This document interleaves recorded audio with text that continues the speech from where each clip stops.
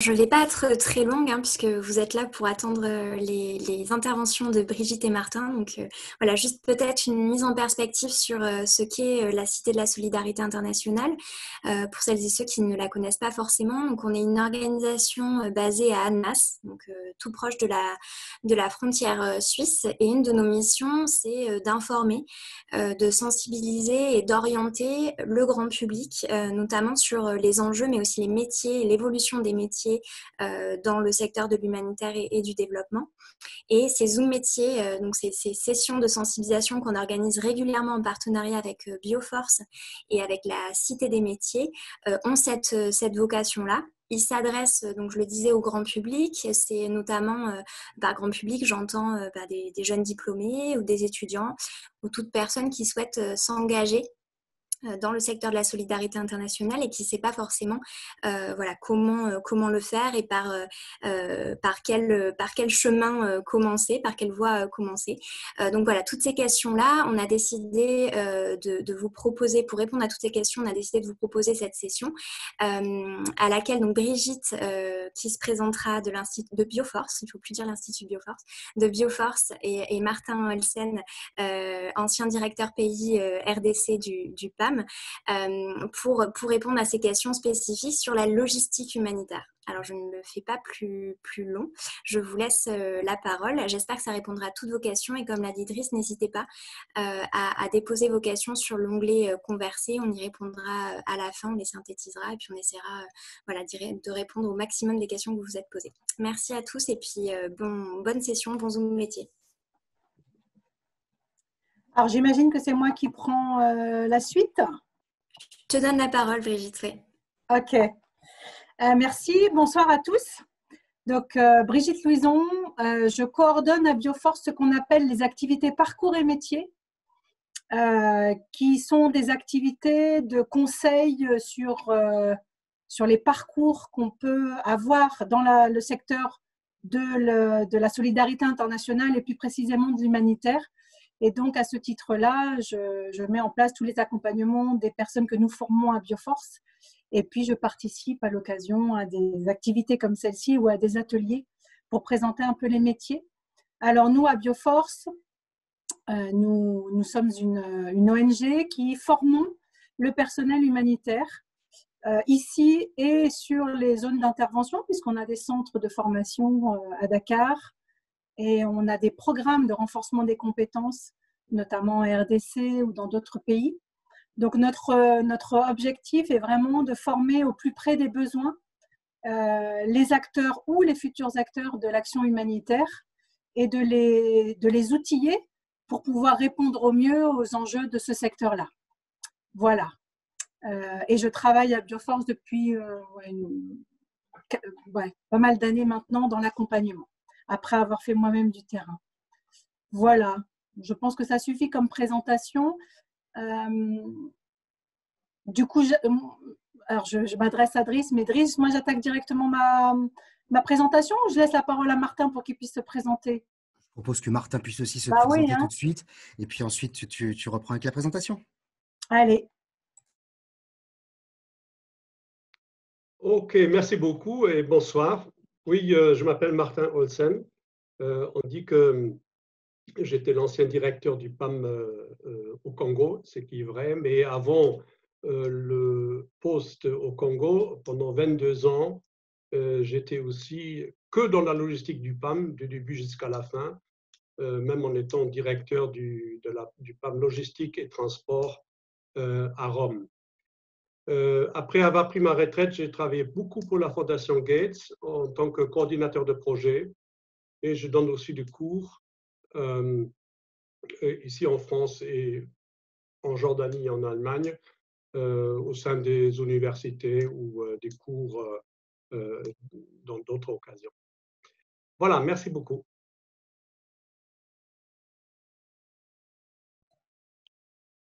Alors du coup, je reprends la main.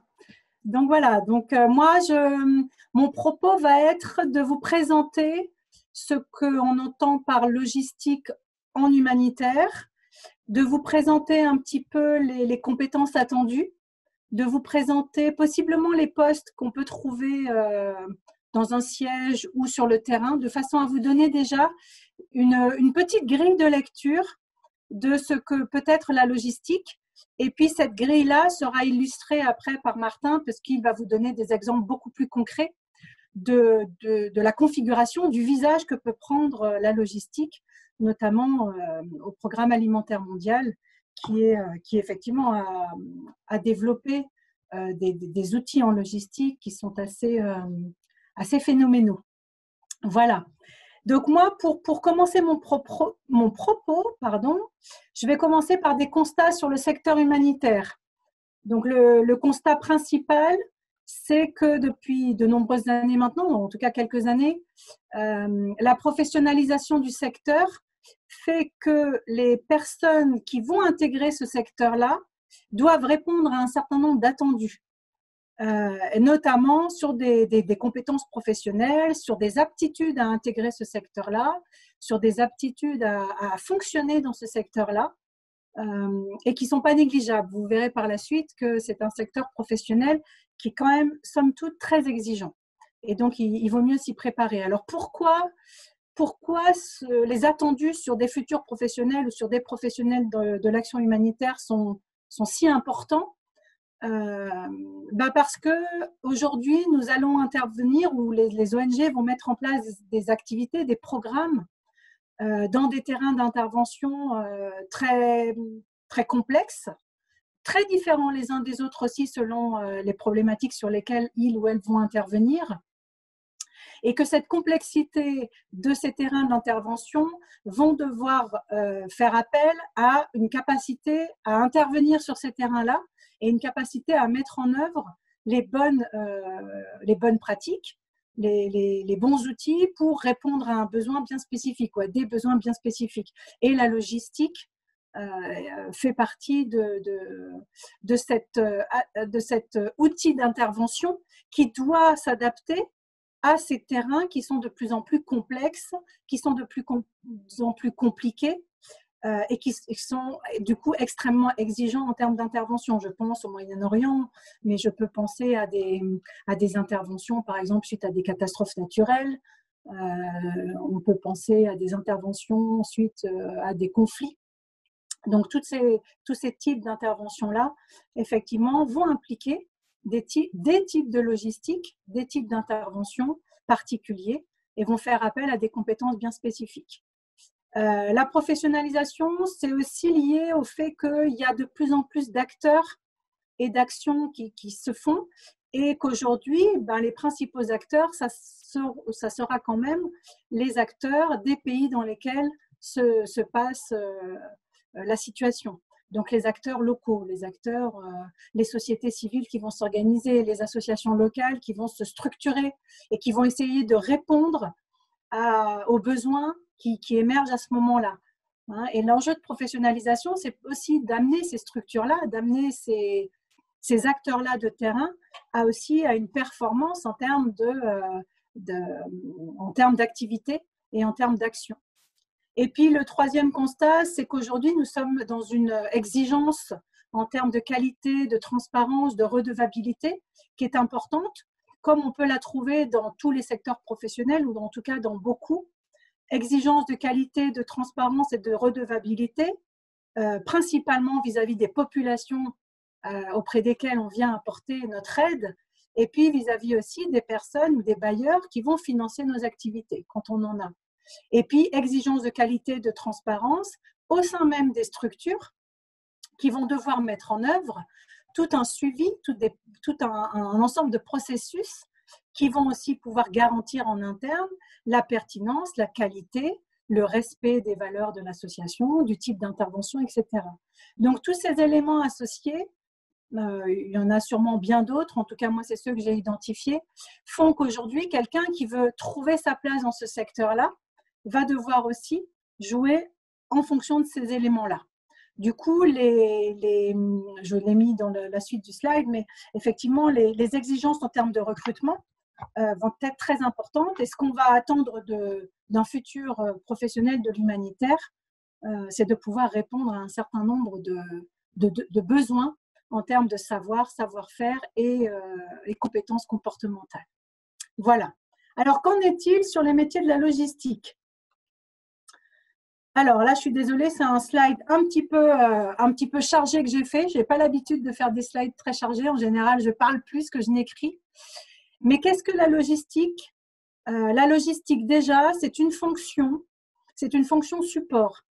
La logistique est là au service des projets et des programmes dans une ONG, dans une structure d'intervention, pour pouvoir permettre à ces projets et à ces programmes de se mettre en œuvre dans les meilleures conditions possibles et avec le meilleur matériel possible. Alors, c'est sur la logistique, c'est pour ça que je mets en dessous, c'est sur la logistique que repose finalement toute l'intendance, toute la mise en œuvre de projets ou de programmes. Donc, ce sont des services qui aujourd'hui, les services logistiques, sont des services qui sont extrêmement importants au sein des structures d'intervention humanitaire, parce qu'effectivement, ce sont les services qui vont permettre à une activité de se mettre en œuvre correctement ou pas. Voilà. Alors, cette activité logistique, elle est toujours orientée au bénéfice d'une population qui, à un moment donné, a des besoins spécifiques. C'est une population qui va être engluée dans des conflits armés, qui va être peut-être en déplacement, qui va être sur des espaces où ils vont devoir retrouver un habitat. Ça peut être des populations sinistrées par une catastrophe naturelle. Ça peut être des populations qui, de façon chronique, sont confrontées à une pénurie alimentaire, à une pénurie en eau.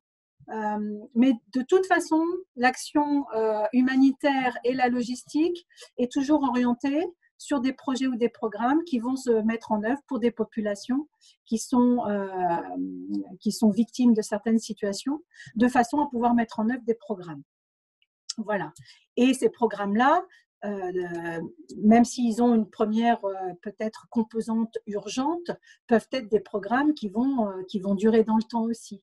Donc, il y a à la fois la capacité de la logistique à intervenir en urgence et à la fois à mettre en œuvre des processus, des outils, des modes de fonctionnement qui vont permettre au projet aussi de perdurer correctement dans le temps. Voilà. Alors, les activités de la logistique humanitaire. Quand on pense à logistique, notamment en Europe, dans nos pays, on pense beaucoup à la logistique transport. On pense au stockage, au transport.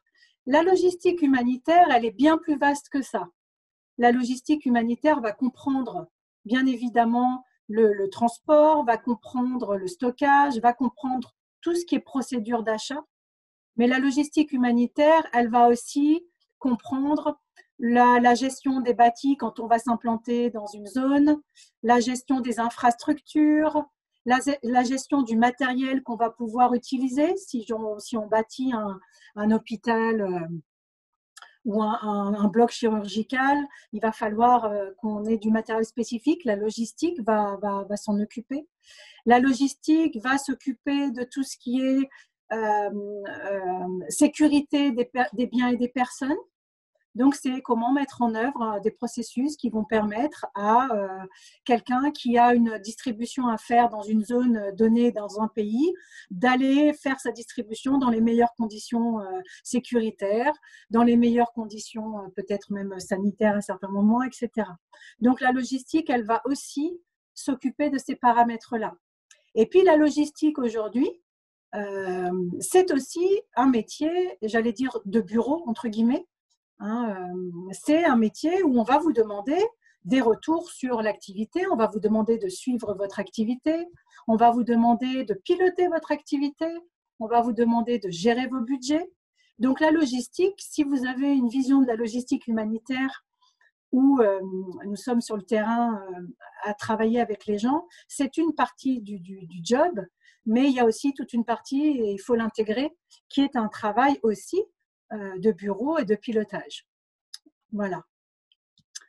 Je pense que Martin vous précisera beaucoup mieux la logistique, comment elle peut se décliner. Moi, je vous en donne une vision très globale. Mais la logistique, voilà, moi, j'ai tendance à dire que c'est un métier qui est extrêmement polyvalent. Et vous verrez même que d'un employeur à l'autre, vous pouvez faire de la logistique orientée transport et achat, Vous pouvez faire de la logistique particulièrement orientée sur la manipulation et la gestion de matériel spécifique. Parfois, vous pouvez avoir des postes de logisticiens qui vont comprendre les deux. Donc après, d'un poste à l'autre et d'une structure à l'autre, vous pouvez avoir des aspects de la logistique qui seront beaucoup plus prédominants sur certains postes et sur certains programmes, sur certains projets, ou même dans certaines zones géographiques que dans d'autres. Voilà.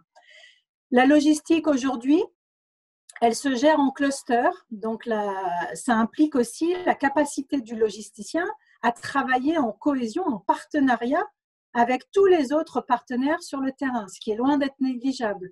Donc, on va aussi demander à quelqu'un qui fait de la logistique aujourd'hui de savoir travailler en partenariat, de savoir travailler avec d'autres structures et avec d'autres professionnels. Voilà, ce qui parfois sur certains postes est loin d'être anodin et loin d'être négligeable. C'est parfois une donnée indispensable. Voilà, quoi vous dire d'autre sur la logistique? Sur le slide suivant, donc une des composantes de la logistique, ça va être l'urgence.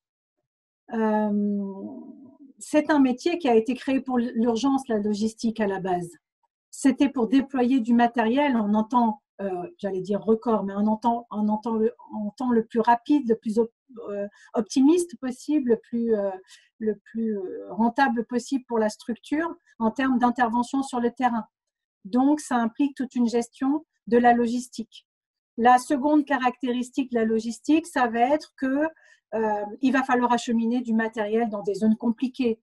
Il va falloir mettre en œuvre du matériel dans des zones pas simples. Il va falloir composer avec une peut-être composante sécuritaire très forte. Il va falloir composer avec peut-être des zones dans lesquelles l'accès va être extrêmement compliqué.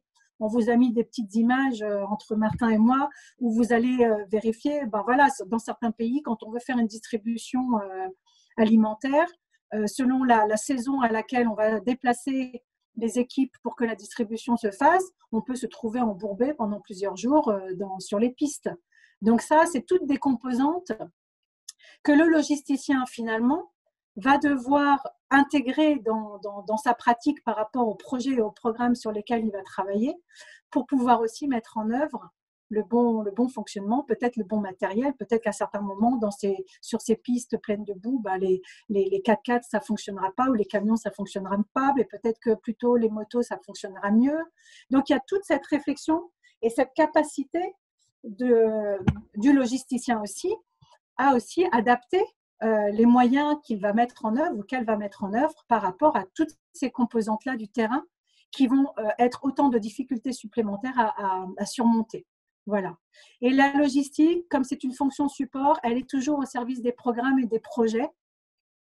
Selon les structures, selon les programmes, selon les projets, je vous le disais tout à l'heure, mais la logistique peut prendre des configurations différentes pour pouvoir répondre au mieux justement à ces programmes ou ces projets.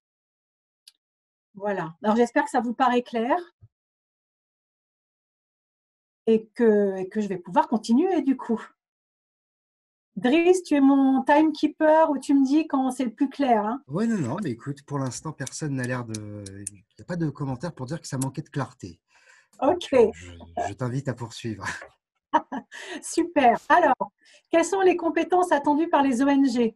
Alors, je vous ai mis deux images là qui me paraissent assez révélatrices. Je vous parlais du camion embourbé, mais voilà, ça c'est quelque chose, c'est une réalité logistique et matérielle à laquelle on est confronté régulièrement sur des terrains d'intervention. Et puis à droite, je vous ai mis une grosse distribution de brouettes. Voilà, c'est pour vous montrer l'amplitude de la logistique entre la grosse problématique transport et je dois distribuer 150 brouettes à des villageois parce que je travaille pour un projet de reconstruction ou de construction. Hein, voilà. Et entre les deux, il va y avoir de l'achat, il va y avoir de la négociation avec des fournisseurs, il va y avoir de la négociation par rapport à des moyens de transport, il va y avoir la mise en œuvre de tout le processus administratif pour suivre, il va y avoir le suivi du budget parce que bon, bah voilà, autant les 4x4 ou les camions, bah, faut trouver des prestataires de transport dans certains pays, hein, donc ça implique aussi de bien gérer son budget. Et puis autant pour acheter des brouettes, bah, pareil, il faut aussi gérer correctement le budget affecté au projet. Donc voilà, c'était une façon un peu rigolote, mais de vous montrer un petit peu l'amplitude, et je suis sûre que Martin vous montrera d'autres éléments de la logistique aussi. Alors, ce qu'il faut que vous sachiez en préambule, c'est que beaucoup d'ONG, la majorité en tout cas, quand elles nous recrutent, elles n'ont pas les moyens de nous former au métier. Donc, il faut qu'on puisse aller déjà démarcher une structure en ayant déjà acquis les compétences du métier dans lequel on candidate. Donc, ça implique qu'on ait fait une formation, qu'on ait de l'expérience dans ce métier-là et qu'on puisse apporter des compétences issues de nos expériences. Alors, je ne vous dis pas qu'il faut avoir fait 15 ans de mission humanitaire pour se faire recruter par une ONG. Ce ne serait pas cohérent. Les compétences en logistique que vous allez apporter, vous allez aller les développer, vous les aurez développées sûrement dans d'autres contextes. Il n'empêche que ces compétences métiers, il faut que vous les ayez si vous voulez entrer dans le secteur. Voilà. Il y a des structures, des ONG qui ont des budgets formation conséquents, mais souvent, ça n'est qu'une fois que nous avons été recrutés pour nous accompagner sur nos postes, pour nous accompagner sur des spécificités du terrain ou des programmes ou des lieux d'intervention, que ces formations vont se mettre en œuvre. Donc, premier conseil par rapport aux compétences attendues par les ONG, ayez des compétences métiers. Vous avez un BTS en logistique en France, vous avez fait de la logistique, vous avez fait du stockage, vous avez fait du transport, international ou pas. Les compétences sont là. Vous pouvez commencer déjà à vous poser la question, donc est-ce que je peux les transposer au monde de l'ONG ou pas? Voilà. Donc, vous allez devoir démontrer que vous maîtrisez les contours de votre métier. Les compétences spécifiques à l'humanitaire, vous allez les développer une fois que vous serez sur les projets ou sur les postes. Mais on va vous attendre sur les compétences métiers. Voilà. Et à ce titre, c'est ce que je mets effectivement dans mon deuxième carré sur le slide. Les ONG sur certains postes, en poste d'entrée, vont recruter très peu de jeunes diplômés. Il y a des postes qui existent pour des jeunes diplômés qui sont identifiés dans les ONG, mais sinon après on va plutôt aller recruter des personnes qui ont développé les compétences dont on a besoin, parce qu'il faut que ces personnes-là elles puissent être déployées sur le terrain très rapidement et qu'elles puissent être opérationnelles rapidement, même si après les spécificités de nos domaines d'intervention, les spécificités de nos terrains d'intervention vont faire qu'effectivement on va devoir lui apporter d'autres outils. Voilà. Alors, pour continuer, de façon globale, ce qu'on attend de vous, donc, c'est un métier et des compétences cœur de métier. Vous voulez entrer sur des postes de logisticien, il nous faut des compétences en logistique. Alors, je vous citais le transport, le stockage, ça peut être dans la gestion de matériel spécifique. Si vous êtes un spécialiste de matériel hospitalier, par exemple, vous pouvez être dans la maintenance de matériel hospitalier, vous pouvez peut-être intéresser une structure qui va mettre en œuvre des programmes hospitaliers et médicaux dans certains pays. Hein. Mais à un moment, il faut que vous cadriez avec les attendus du secteur. Vous allez me dire, c'est comme dans tous les secteurs. Ben, effectivement, c'est comme dans tous les secteurs. On va vous rechercher sur vos compétences. Ce qu'on va vous demander aussi, c'est ce que j'appelle moi des compétences transversales. C'est-à-dire qu'aujourd'hui, dans nos contextes d'intervention, connaître son métier ne sera peut-être pas suffisant. Ce qu'on va vous demander aussi, c'est peut-être votre capacité à avoir une vision projet de la logistique, peut-être votre capacité à gérer des budgets, peut-être votre capacité à manager une équipe. Enfin, c'est même sûrement, hein, je dis peut-être pour… voilà, mais ça, c'est des compétences transversales dans lesquelles, de toute façon, vous serez attendu, parce que quand quelqu'un part à l'expatriation, la plus-value que cette personne va apporter, en plus de son cœur de métier, ce sont toutes ces compétences transversales-là. Et quel que soit le poste que vous aurez, bah vous êtes déjà des managers, vous êtes déjà des gestionnaires de votre activité, vous êtes déjà en capacité de travailler en partenariat, donc de savoir travailler en réseau. Donc ça, c'est aussi des compétences transversales dans lesquelles on va aller vous chercher. Donc des compétences transversales demandées, il y en a un certain nombre aussi. Ce qu'on vous demandera aussi, ce sont des compétences personnelles et relationnelles. C'est ce qu'on appelle, nous, à Bioforce, le savoir-être. Alors, quelle pourrait être la compétence personnelle et relationnelle d'un logisticien? Bah déjà, c'est sa capacité à travailler en équipe. C'est une fonction support. Si je ne sais pas travailler en bonne intelligence avec les projets, les programmes, ou en équipe, au sein de ma propre activité, je vais vite être en difficulté. Hein. Bon, je l'ai mis en 4e point, le savoir travailler en équipe, mais ça fait partie des compétences personnelles et relationnelles. On va vous demander de la rigueur, on va vous demander de l'adaptabilité, on va vous demander de la souplesse, on va vous demander une certaine capacité à prendre du recul. On va vous demander la capacité d'analyser des situations. Donc, toutes ces compétences-là, elles vont venir renforcer aussi la façon dont vous allez pouvoir exercer votre métier dans nos contextes spécifiques. Ce qu'on vous demandera aussi, c'est une approche ou une appétence ou déjà une expérience de l'interculturel. Dans la mesure où nos postes vont se mettre à l'œuvre dans des contextes interculturels, il faut que vous puissiez nous rassurer sur votre capacité à intervenir dans ces contextes-là. Et l'interculturel, il n'est pas que nord-sud, hein, il peut être nord-nord, il peut être sud-sud. L'interculturel, ça peut être aussi s'adapter à une culture professionnelle différente, parce qu'on vient d'une culture professionnelle autre. Hein. Voilà, et le grand domaine de compétences dernier dans lequel on va vous attendre, c'est votre capacité à maîtriser les langues. Alors, à minima, moi, je vous encourage à maîtriser l'anglais. Si après, vous avez d'autres langues à votre actif, ça sera une ressource supplémentaire que vous pourrez mettre à disposition de vos futurs employeurs. Mais à minima, les langues, c'est indispensable aujourd'hui dans notre secteur. Voilà. Donc, ça peut être une compétence à renforcer si vous souhaitez entrer dans la solidarité internationale, dans l'action humanitaire, via l'apport de la logistique ou pas d'ailleurs. Hein. Les langues, c'est global, c'est commun à tous les métiers. Voilà. Parce que même si vous intervenez dans un pays francophone à la base, vos partenaires risquent d'être anglophones, les bailleurs risquent d'être anglophones, les instances de concertation sont des instances anglophones où vous allez échanger avec vos homologues et vos pairs en anglais. Vous risquez d'être sur des réunions de négociation, de concertation aussi, dans lesquelles il va falloir utiliser l'anglais. Donc, à minima, il faut que vous soyez à l'aise dans cette langue-là. Voilà. Ça vous paraît clair? On continue? Allez, hop. Alors, comment acquérir ces compétences? Ces compétences, il n'y a pas de secret. Une compétence, ça s'acquiert via l'expérience. Donc, pour avoir de l'expérience, a priori, vous avez déjà peut-être fait un parcours d'études. Donc, c'est dans un premier temps, choisir peut-être un parcours de formation qui corresponde à votre objectif professionnel. Et dans un deuxième temps, ça sera d'aller chercher des expériences qui vous permettront de développer les compétences qui seront demandées dans le secteur humanitaire. Ces compétences-là, vous avez plusieurs façons de les acquérir. Il ne faut pas penser que pour aller dans l'humanitaire, il faut déjà avoir fait de l'international ou de l'humanitaire. Ça va être un plus si vous l'avez. Alors, je ne vais pas vous dire qu'il ne faut surtout pas aller chercher ce type d'expérience-là. Au contraire, si vous avez l'occasion et l'opportunité, il faut aller les chercher. Mais ces compétences-là, vous pouvez les trouver dans les métiers. Déjà, vous êtes français, ou vous êtes suisse, ou vous êtes camerounais.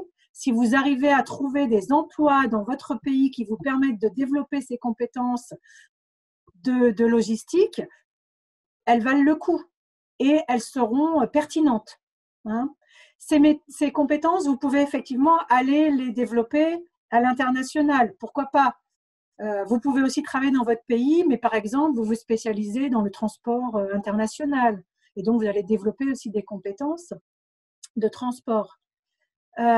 Ces compétences-là, moi j'ai aussi mis engagement bénévole, mais ces compétences-là, vous pouvez aussi les développer dans d'autres types d'engagement, même du bénévolat. Du bénévolat de compétences, ça existe, c'est-à-dire qu'on peut avoir des expériences de bénévoles et développer un certain nombre de savoir-faire en lien avec le métier qu'on essaie d'atteindre ou le poste qu'on essaie d'atteindre. Donc, c'est valoriser aussi son parcours associatif. Et puis, dans les ONG, il y a effectivement les métiers du siège qui existent. Voilà. Donc, je vais y revenir parce que je crois que j'ai une slide derrière où je vous partage un petit peu les postes. Alors, faire carrière dans l'humanitaire ou la solidarité internationale, est-ce possible? Alors, bien évidemment que c'est possible.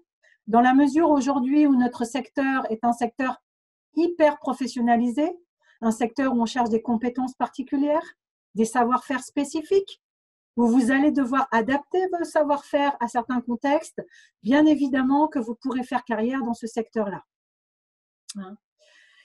Comment vous construire un parcours professionnel en lien? Ça va dépendre d'où vous partez par rapport à votre projet professionnel, mais vous pouvez vraiment y aller par étapes. Je suis jeune professionnelle, j'ai fait un BTS en logistique. Je ne sais pas, c'est un exemple que je prends, mais je peux aller chercher des expériences déjà en logistique dans le pays qui est mon pays. Maintenant, je peux aller en chercher à l'international. Je vais développer des compétences. Et puis, peut-être qu'au bout d'1 an, 2 ans, 3 ans, je vais commencer à intéresser certaines ONG. Et puis, je vais commencer à entrer dans le secteur. Et puis, quand je serai entrée dans le secteur, je vais pouvoir évoluer dans ce secteur parce que vous allez voir que c'est un secteur qui valorise beaucoup, beaucoup l'expérience de terrain. Donc, vos expériences vont vous permettre aussi de grandir dans le secteur humanitaire, j'allais dire grandir professionnellement, mais d'évoluer aussi et de pouvoir atteindre des postes qui vont être de plus en plus des postes de coordination, des postes de management, etc. Donc, votre parcours, vous le construirez comme ça en fonction aussi de vos appétences, de vos envies, de là où vous souhaitez aller, vous, en termes professionnels. Et puis, en y mettant aussi vos enjeux personnels, parce que c'est un secteur qui, qu'on le veuille ou pas, va aussi vous mobiliser dans votre parcours personnel. Est-ce que je veux m'expatrier? Est-ce que je veux m'expatrier longtemps? Est-ce que je veux plutôt rester en Europe? Est-ce que je veux rester sur la zone Afrique? Est-ce que toutes ces questions-là, vous allez devoir vous les poser quand vous construirez un peu votre parcours professionnel.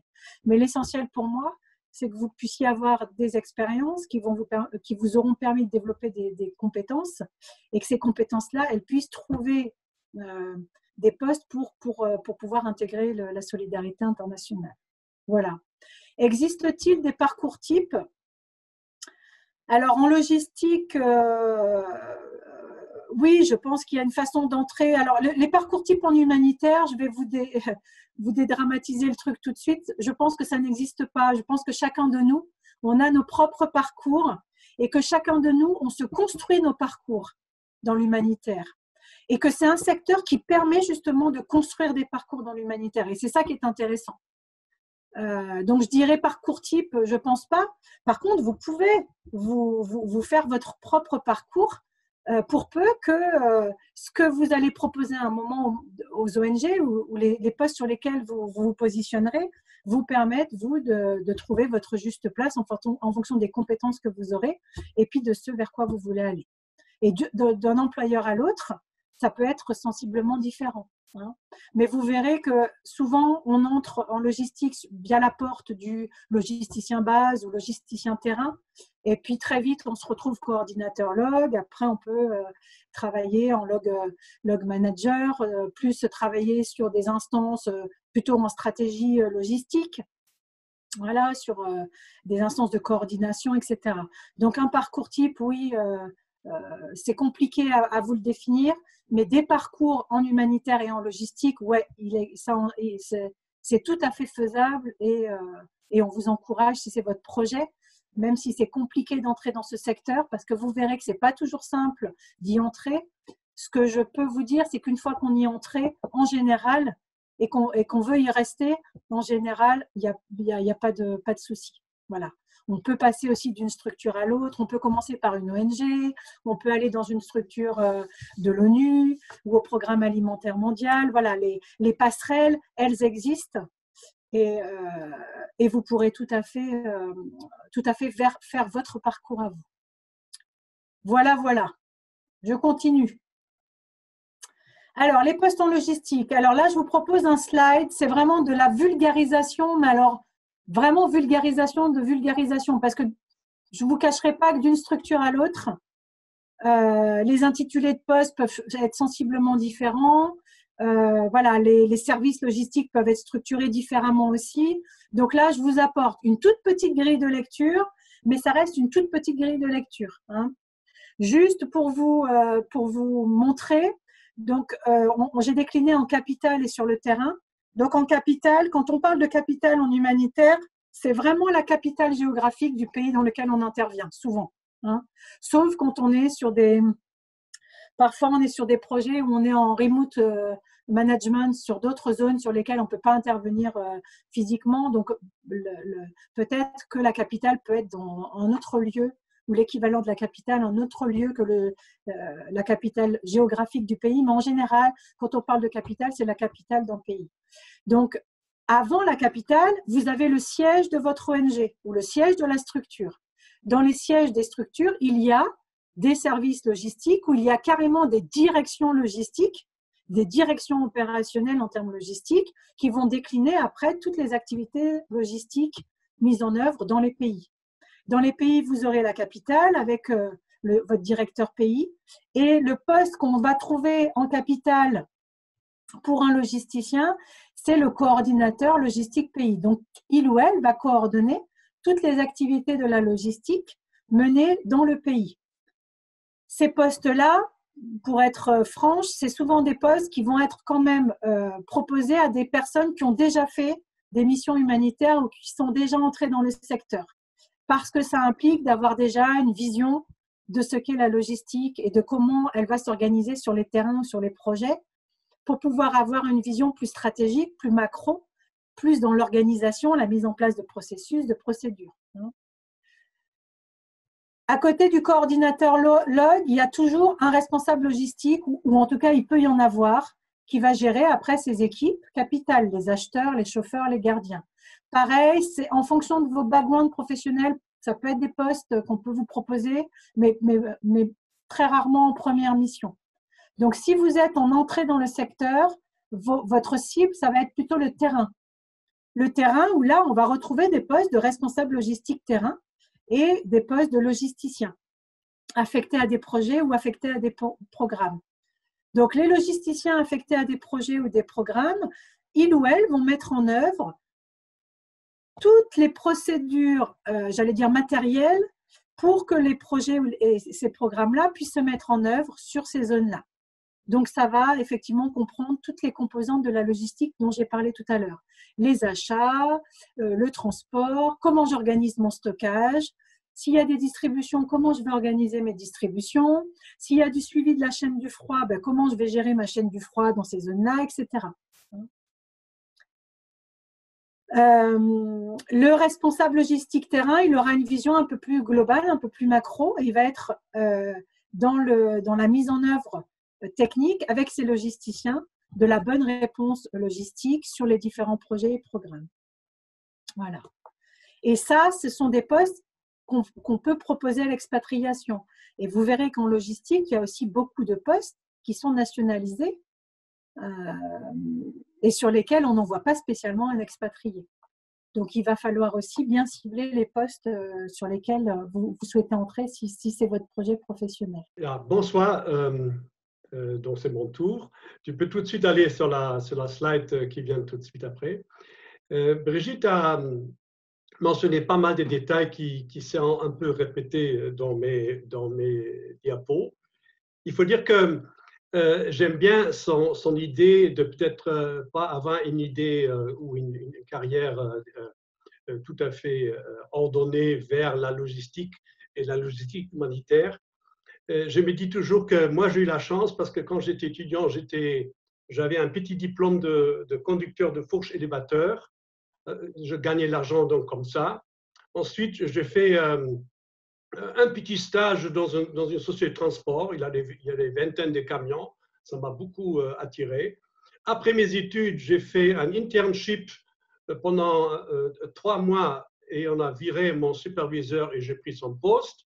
Et ainsi de suite, je travaillais toujours dans le transport international jusqu'à un jour que je travaillais pour la coopération allemande au Burundi pendant 2 ans et ensuite au PAM comme logisticien et j'ai établi une carrière de 27 ans avec le PAM principalement comme logisticien et coordinateur d'urgence dans des grosses opérations.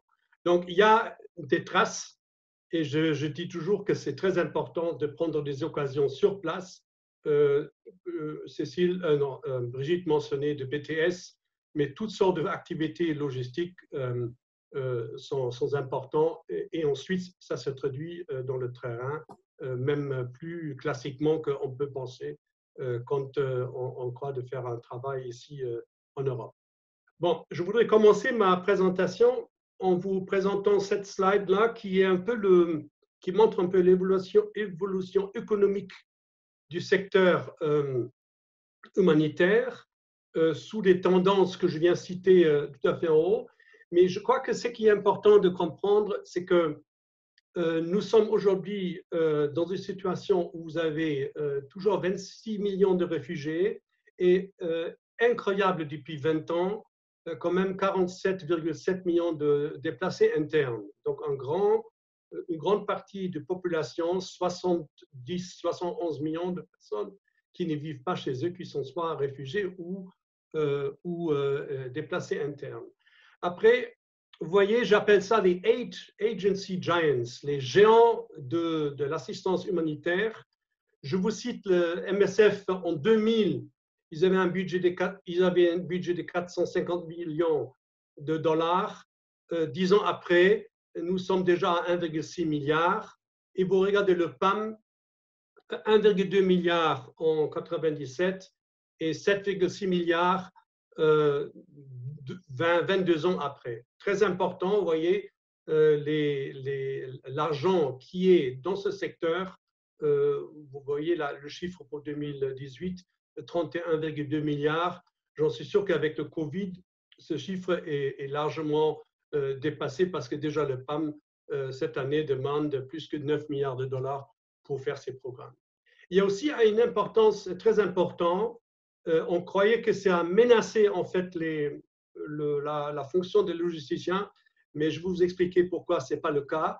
C'est le shift, j'appelle ça, le changement de la technique de distribution qui en fait, à travers le cash-based transfer, donc l'argent digital, vous voyez dans le secteur aujourd'hui, pratiquement 20% d'aide passe par des aides digitales. Le PAM est à 38%. Je voudrais juste vous donner un exemple ou deux. En Jordanie, le PAM n'importe plus de nourriture à travers le port de Aqaba. C'est 100% digital. Le PAM a choisi une chaîne de supermarchés avec 200 supermarchés. Nous avons négocié avec eux des prix préférentiels qui sont contrôlés justement par les logisticiens, ainsi que physiquement les supermarchés. Et sur une menu, je peux appeler ça menu, oui, d'une dizaine d'intrants alimentaires, le supermarché propose ses vivres aux bénéficiaires qui, eux, sont munis d'une carte de crédit. C'est comme une carte de crédit. Et c'est comme ça, ainsi, le PAM nourrit quand même 600 000 de 1,2 million de réfugiés syriens en Jordanie.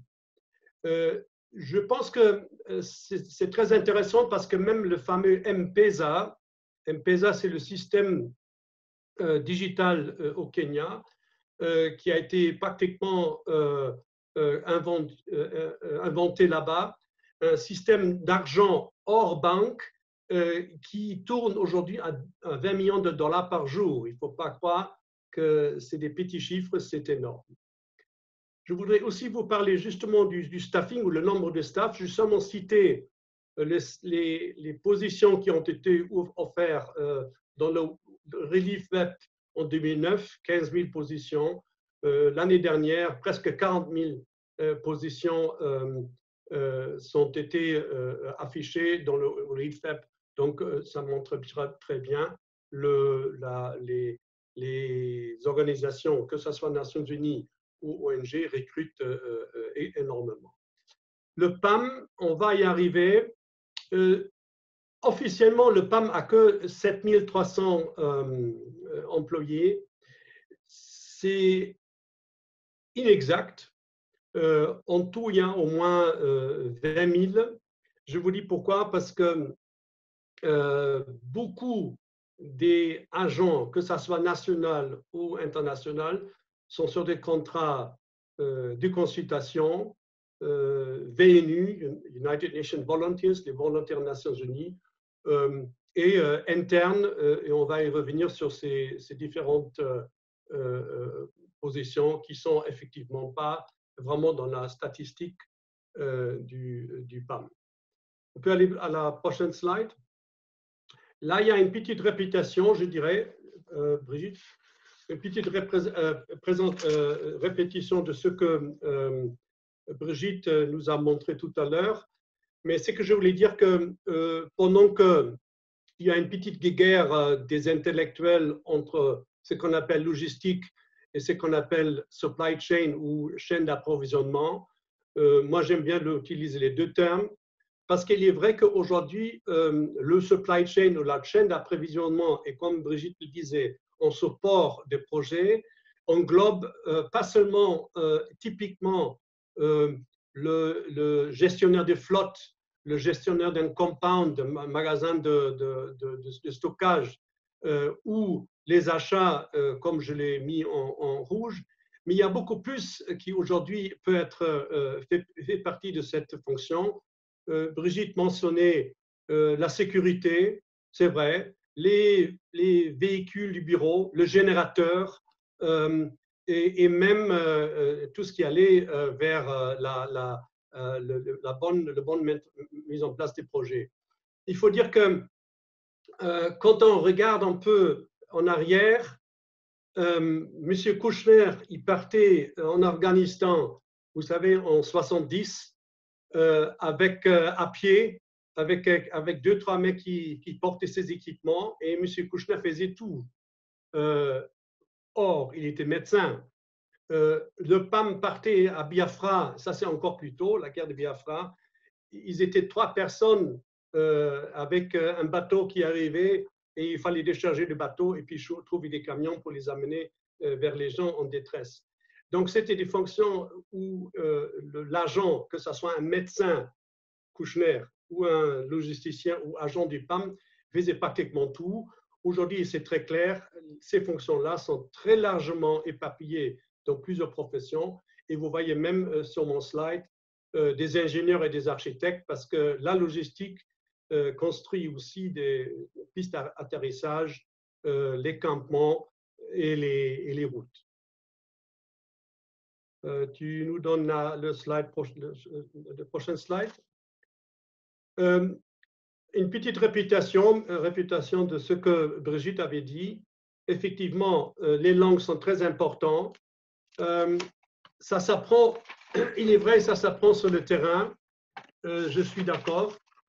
Mais dès que vous avez des fonctions un peu plus élevées, vous êtes obligé d'écrire en français ou en anglais, faire des notes for the records, travailler, comme Brigitte le disait aussi, une partie de votre travail au bureau. Et vous ne pouvez pas vous dépasser de ne pas connaître les langues d'une certaine manière. Vous savez, moi, je suis allemand, donc l'allemand ne compte pas, ni aux Nations Unies, ni ailleurs. Donc, il fallait que j'apprenne l'anglais et le français. Et je vous dis, ce n'était pas toujours facile, mais je les maîtrise aujourd'hui à peu près correctement, les 2 langues, pendant que ma langue de travail est effectivement toujours l'anglais. Je dirais, on va en avant, Brigitte, pour pas rester. Je vous amène ici, donc, en fait, la structure organisationnelle, je dirais Nations Unies. C'est possible que cette structure organisationnelle est celle du PAM, ça peut être celle de UNICEF, de HCR, etc., etc. Ce qui est important, et c'est ça que un peu le but de cette présentation ou de cette diapo, de vous montrer un peu les voies d'entrée dans cette structure, dans cette organisation. Regardons à gauche, vous avez des petits carrés là qui s'appellent internes, consultants et United Nations volontaires, les volontaires Nations Unies. Ça, c'est tous des postes qui ne sont même pas dans la statistique du staffing, mais ça, c'est votre voie d'entrée dans une structure Nations Unies en international. Et ensuite, vous montez P1, P2, P3. Moi, à l'époque, j'ai commencé à 34 ans en tant que P3 et j'ai fini, oh là là, j'ai fini en D2. Vous voyez, c'est à l'envers, il faut aller mettre D2 en haut et D1 en bas, mais ça, c'est un peu la carrière que j'ai pu faire. Et j'ai fait le tronçon logistique, vous le voyez très bien, au milieu, il y a un tronçon logistique. J'ai altéré entre le siège et les pays d'affectation. Et ça, c'est un peu les tronçons que vous voyez qui vous amènent vers une carrière. Très important, cependant, et la partie droite de la slide, vous voyez les catégories de ce qu'on appelle General Service Staff, donc les services généraux, et ça va jusqu'au National Officer, donc officier national. Et c'est de là que vous trouvez les postes qui amènent vers une carrière à l'intérieur du PAM dans votre pays, ou vous bifurquez ensuite sur un poste international à partir d'une certaine expérience dans ces catégories que je vais vous montrer sur la partie droite du slide. On va à la prochaine slide, Brigitte. Pourquoi je vous ai mis cette diapo? Mais justement, parce que c'est un staff local du Kenya qui travaillait donc depuis 6 ans au port de Mombasa, qui a obtenu ce poste. C'est-à-dire que la personne a bifurqué pratiquement du travail dans le pays vers un travail international, et elle a ensuite, d'ailleurs une femme, elle a ensuite pu continuer sa carrière dans ce sens-là. Très important, et je voudrais dans ce moment-là aussi dire à Brigitte de voir un peu, commencer en français, en France je ne peux pas dire exactement, mais les postes dans les Nations Unies exigent un degré universitaire. Un BTS n'est pas considéré comme un degré universitaire. Donc, soit une licence ou un master dans une formation qui correspond, évidemment, dans le cadre du poste à Djibouti, poste logistique. Et vous voyez un petit peu, le poste demande 5 ans d'expérience professionnelle post-diplôme dans une opération logistique internationale, etc., etc. Vous voyez comment ces postes sont définis. Derrière ça, le diapo est des termes de référence raccourcis qui s'étalent sur 3 pages. Et si ça vous intéresse, allez sur l'Internet, vous trouvez les descriptions des postes très intéressants dans ce sens-là, et puis vous regardez quels sont les postes qui vous intéressent, qui sont là génériquement disponibles à l'Internet. Allons à la prochaine. Bravo, là je suis content parce que je peux finalement vous raconter mon histoire de la fameuse Fatma Samora. Pourquoi Fatma Samora? Ben, c'est quand même le directeur général de la FIFA. Ah, ouais. Et qu'est-ce qu'elle fait là dans ma présentation? Eh bien, je vous le dis, Fatma était en fait mon interne à Rome. C'était une femme qui travaillait dans une société, d'ailleurs son Wikipédia ne le dit pas, hein. Fatma Samora était l'interne et le junior qui est venu travailler avec moi en tant que superviseur à Rome. Elle venait directement de Sénégal. Elle avait travaillé pour une société de négoce qui importait du riz et des intrants autres au Sénégal. Et elle est devenue quand même une logisticienne, peut-être aussi grâce à mes qualités de superviseur. D'ailleurs, je l'ai rencontrée il y a 1 an en Jordanie. Elle m'a présenté comme son superviseur auprès de son staff. Intéressant. Elle a fait ensuite, pourquoi je vous cite son exemple? Parce que quand on dit que la carrière n'est pas prescrite, il est vrai, parce que Fatma est devenue ensuite un directeur de pays, Cameroun, Tchad, Guinée et Djibouti, avant qu'elle a bifurqué pour être représentant des Nations Unies au Madagascar, au Nigeria. Et c'est là que Gianni Infantino l'a trouvé et l'a headhunté pour devenir directeur général la FIFA. La seule personne qui connaissait le football dans sa famille, c'était son mari. Donc, vous voyez, vous pouvez même bifurquer en étant logisticien, grand directeur, vers, voilà, quelqu'un dit que vers, pour devenir ensuite le directeur de la FIFA avec pas mal de succès.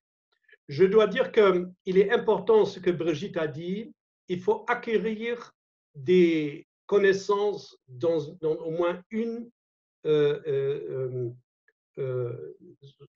secteur technique. Je vous ai cité ma petite carrière comme conducteur d'une fourche élévateur jusqu'au grand directeur du PAM à la logistique. Je veux dire que c'est effectivement vrai, parce que j'ai aussi vu dans le chat une question, comment on arrive là.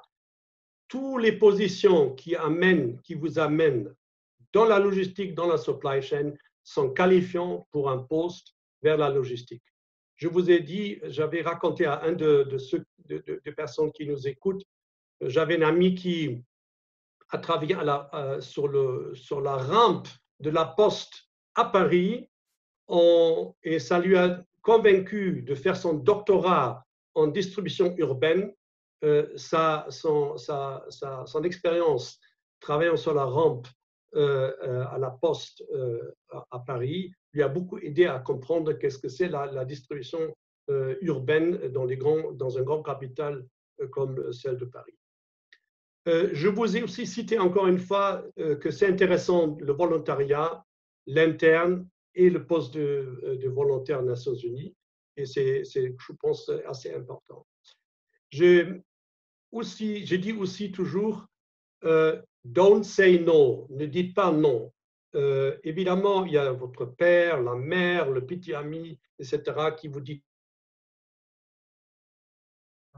Moi, j'ai dit toujours, il faut aller en avant, prenez la position, vous pouvez toujours, au bout de 4 semaines, dire ça ne me plaît pas et rentrer chez vous. Il n'y a aucun problème. Mais vous allez voir, de toute façon, les postes qui sont proposés et les équipes avec lesquelles vous allez travailler sont tellement intéressants que vous allez vite oublier votre petit ami, le papa, la maman, la grand-mère, etc., etc. Allons à la prochaine, Brigitte. Merci beaucoup. Voilà, je vous ai mis cette slide pour qu'on mette un peu de l'ordre dans ce qui est les programmes d'entrée, n'est-ce pas? Vous voyez un peu la blague. Toujours, j'ai 20 ans et j'ai 30 ans d'expérience. Vous êtes exactement le profil que je cherchais. Évidemment, c'est une blague, mais je vous invite à regarder soigneusement ces postes ou ces titres de gens qui entrent à travailler au sein des Nations Unies ou au sein d'une organisation internationale. Je peux vous expliquer ensuite un peu plus de quoi il s'agit. La partie droite mentionne un petit peu les positions qui sont en fait celles qui vous amènent vers la logistique.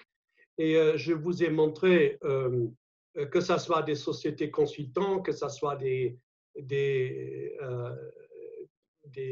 secteur médical, Brigitte le mentionnait, que ce soit le banking, la microfinance, le téléphone mobile et évidemment classique, les sociétés de transport, tout ça va dans cette direction. Je dis aussi qu'il ne faut pas avoir peur. Il ne faut pas avoir peur de mettre en place, d'aller servir, d'aller faire le service militaire. C'est dans le service militaire que vous apprenez comment manier des camions, comment placer des campements, comment approvisionner, comment faire des approvisionnements air-terre. Le contexte sécuritaire est très important et les moyens de communication sur le terrain. Il n'est pas au PAM, il y en a quand même une grande partie des agents qui sont en fait des ex-militaires, que ce soit dans la sécurité ou dans la logistique, qui ensuite ont fait carrière au Programme alimentaire mondial et d'ailleurs dans d'autres organisations des Nations Unies. Allons vers 4 slides qui vous montrent un peu les opportunités à la logistique au PAM. Vous voyez, quand vous êtes en train de mettre en place 31 millions de tonnes de vivres chaque année, vous avez 5000 camions, 50 avions, 30 navires et 650 magasins disponibles, et vous achetez pour 600 millions de dollars d'équipements. Il est très clair que transport et achat sont des opportunités professionnelles qui sont largement, que ce soit en international ou en national, ce que le PAM peut offrir. On va à la prochaine.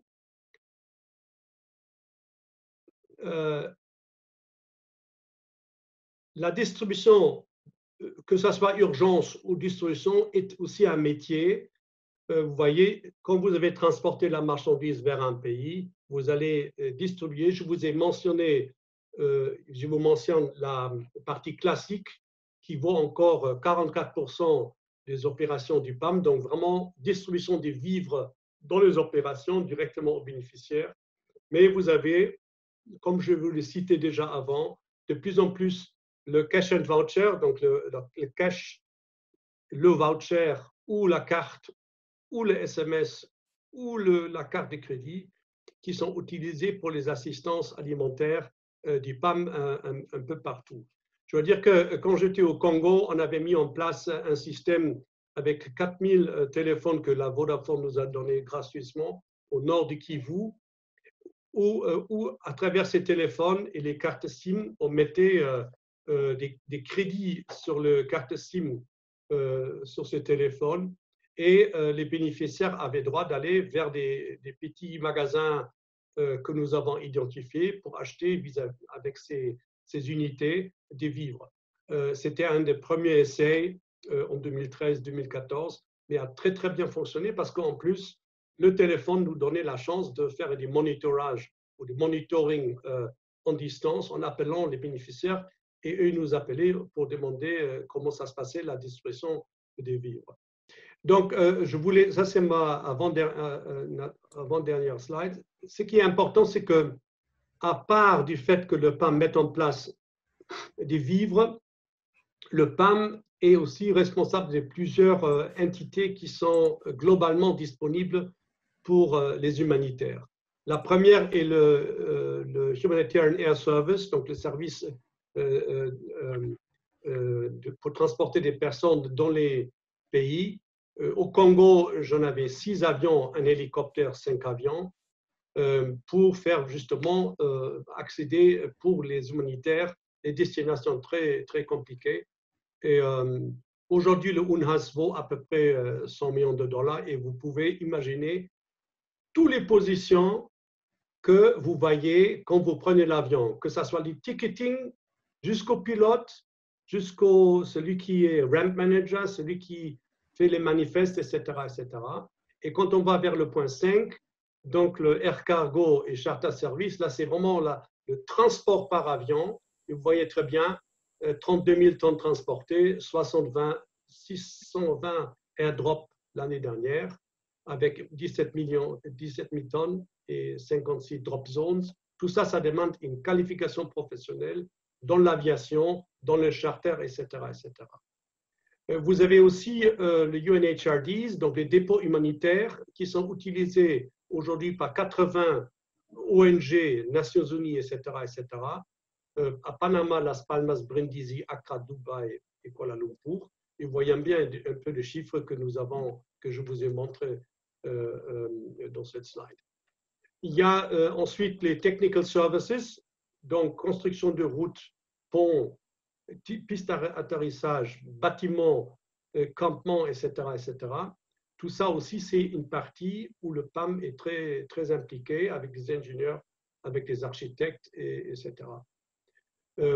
La dernière, c'est l'opération Covid.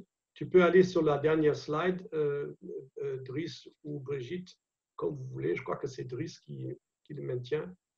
Où vous voyez que le PAM a fait un grand travail, d'ailleurs nommé ou demandé par les Nations Unies de mettre en place des zones de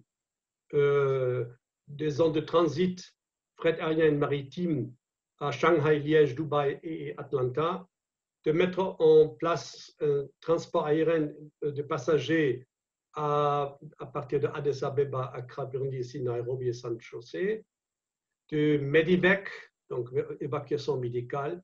Et si on voit les chiffres en 5 mois, ils ont transporté à peu près 21 000 passagers pour 338 organisations et 67 000 mètres cubes de cargo. Ça fait à peu près un volume de 1000 camions pour 55 organisations. Donc, très important de voir cette volée opération spéciale dans la logistique du PAM. Tout ça englobe, évidemment, et vous le comprenez, des postes logistiques d'une certaine professionnalisation ou spécialisation. Voilà, j'ai fini ma présentation. Merci. Eh bien, merci beaucoup, Martin. Je vois que dans l'intervalle, nous avons pu récupérer Brigitte qui a pu revenir parmi nous. Brigitte qui a eu un petit souci technique. Ouais, pardon, je ne sais pas ce qui s'est passé, mais tout a coupé. C'est pas grave, c'est pas grave. On a pu réussir à switcher. Encore une fois, on s'excuse auprès des auditeurs pour le petit moment de battement qu'on a eu, mais voilà, on a pu. Ça fait comme l'adaptabilité de la logistique dans certaines interventions. C'est parfait. Exactement. Alors, du coup, donc maintenant qu'on a fini un peu ces deux présentations, donc encore une fois, merci beaucoup à vous deux pour toutes ces explications. Alors, je vais couper le partage d'écran et faire en sorte que voilà, les auditeurs puissent nous voir. Donc, pour les auditeurs, en préparant donc le live de ce soir, on avait convenu avec Brigitte et Martin que pour démarrer un peu la session des questions et puis aussi pour vous inviter à poser les vôtres, on allait faire une petite. J'allais poser quelques petites questions brise-glace, donc un peu pour vous donner le ton des questions que vous pouvez poser. Alors, bien sûr, en lien avec le sujet de ce soir, mais pour que vous compreniez bien qu'il n'y a pas de mauvaises questions, il y a que des bonnes réponses. Voilà. Donc, du coup, je vais reprendre un peu la première qui m'est venue là en vous écoutant. On l'a déjà dit par ailleurs, on l'a redit encore ce soir.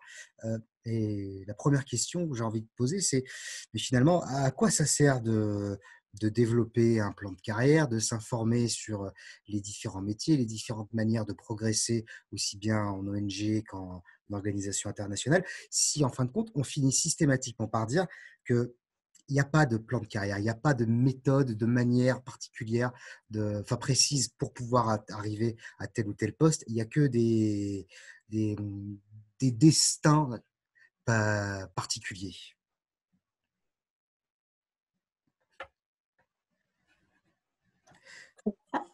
Pour une première question, tu… Ah, j'enfonce la porte. Ouais. Genre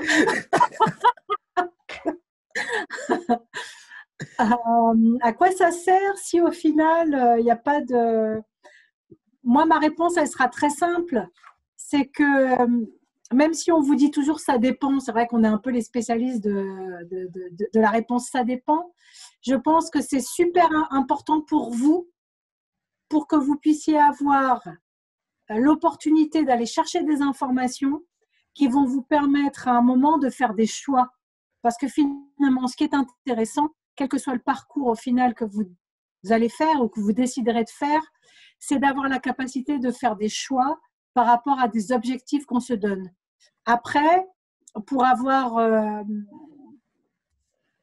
par expérience personnelle, il y a aussi les opportunités que la vie peut nous apporter et qui vont nous faire accepter un poste ou nous faire évoluer sur tel type de poste ou sur tel autre.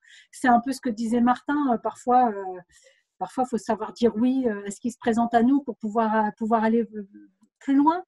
Mais c'est pour ça que même si effectivement les plans de carrière en tant que tels, oui, vous pourriez en avoir un qui serait de terminer comme directeur de la logistique, comme Martin, pour une antenne du programme alimentaire mondial de quelque part dans le monde. Bon, bah, il va falloir monter les échelons petit à petit pour pouvoir après accéder à ce type de poste-là. Mais c'est ça qui est intéressant dans notre secteur, c'est que c'est vraiment les expériences et ce qui va nous permettre de développer des compétences nouvelles qui vont nous permettre d'avancer aussi.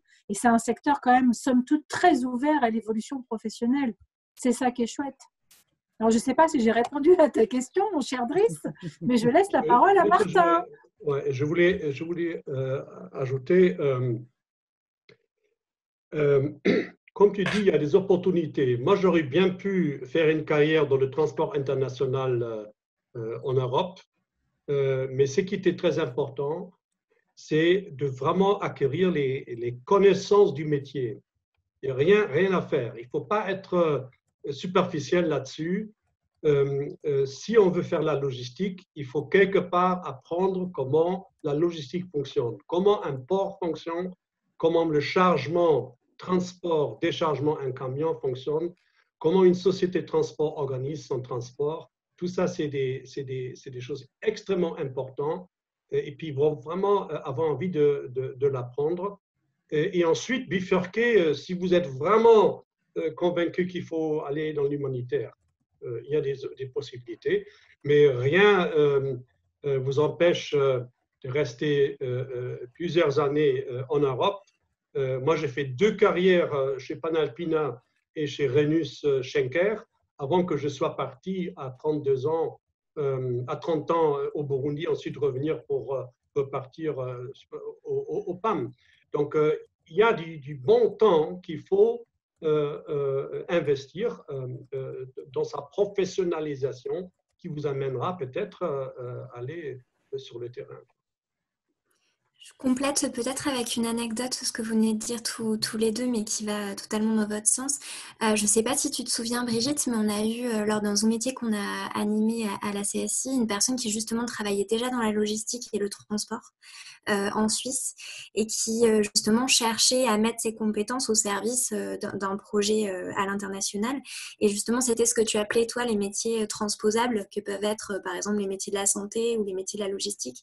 Et là, cette personne avait des compétences et c'était un choix personnel que de les mettre au service d'un projet humanitaire, par exemple. Donc voilà, c'est juste pour dire que c'est possible et c'était le cas justement de cette jeune fille qu'on avait rencontrée. Voilà, je laisse Driss continuer. Bien sûr.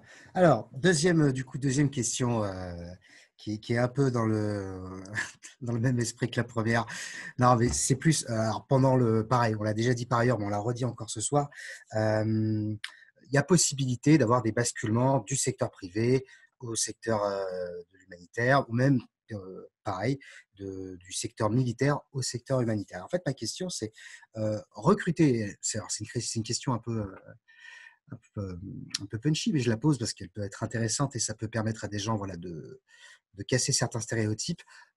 Voilà. Est-ce que faire rentrer quelqu'un du secteur privé ou de l'armée dans le domaine humanitaire, est-ce que c'est pas faire rentrer le loup dans la bergerie, au sens de est-ce que ces personnes donc, qui ont un vécu professionnel avec aussi des pratiques professionnelles qui les ont sur eux, est-ce qu'ils n'importent pas ces pratiques avec eux? Est-ce que c'est un risque pour leur recrutement ou est-ce qu'au contraire, les ONG vont d'abord se focaliser sur les compétences des personnes et bien évidemment sur leur qualité interpersonnelle?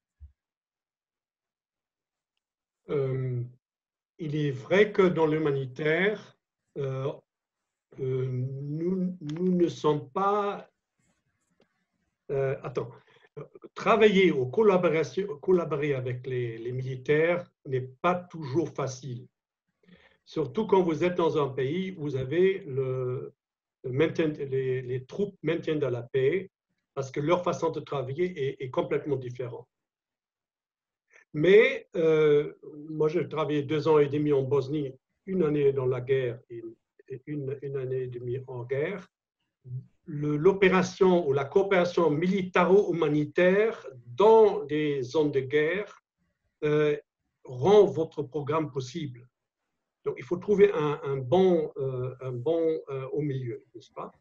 Il est vrai que de la maintien de la paix à bifurquer dans l'humanitaire est difficile parce que c'est souvent des soldats affirmés.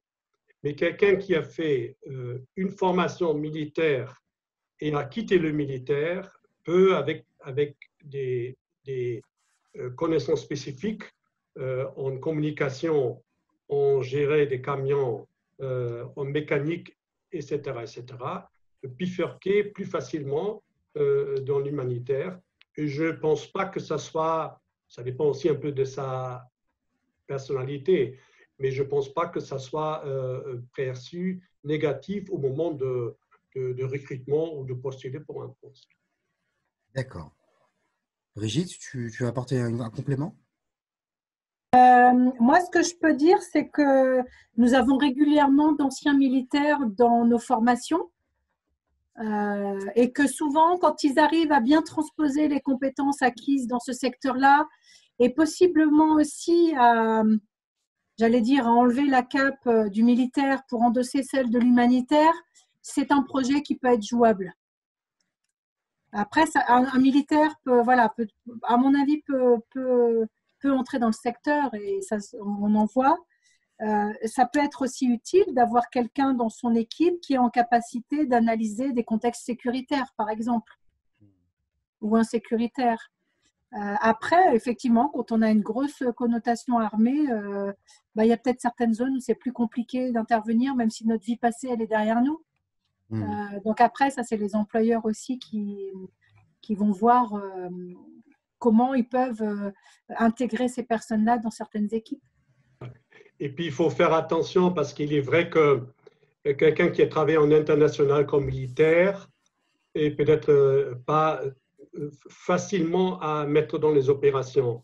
Je connais le cas de quelqu'un qui a travaillé pendant plusieurs années en Centrale-Afrique. Le directeur en Centrale-Afrique qui a eu la proposition de son recrutement l'a refusé parce que justement, il avait déjà travaillé plusieurs années en Afrique centrale. C'est qu'il allait sans doute être problématique parce qu'il allait fréquenter des anciens amis, des lieux, etc. Et ça, c'était trop risqué pour l'opération. D'accord, très bien. Et bien, du coup, donc, ça va nous amener à la première question qui nous a été posée ce soir, qui est un peu en lien avec ce sujet-là. Alors, la question est en quoi consiste exactement d'assurer la sécurité des personnes? Et je pense que peut-être on peut aussi élargir à la sécurité du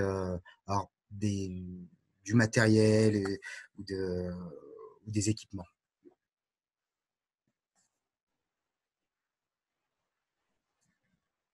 Donc, pendant que Brigitte, aussi dans son organigramme, mettait la sécurité sous la logistique, c'est évidemment un métier tout entier. C'est-à-dire que la logistique, la sécurité peut effectivement être aussi tellement important que ça soit toute une personne clé, une personne avec du staff qui gère la sécurité en général.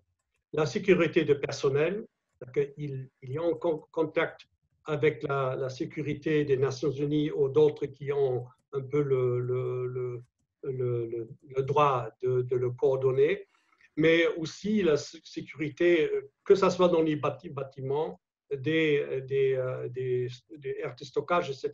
Donc la protection physique du lieu où vous travaillez. Il ne faut pas croire que après les attaques qui ont eu un peu partout dans le monde, que la sécurité est seulement à se promener dans les rangs et puis voir comment ça se passe.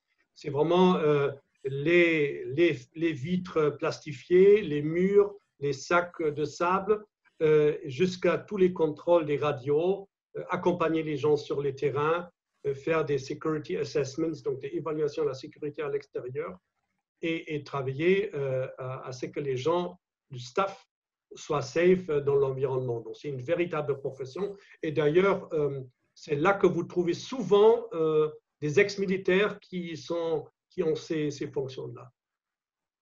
D'accord. Brigitte, tu veux apporter un complément? Oui, c'est vrai que la sécurité aujourd'hui, ce sont des vrais métiers en humanitaire. Je sais pas, voilà, c'était juste pour compléter, mais c'est des Hmm, vrais métiers et il y a des vraies fonctions affectées à la sécurité. Ouais.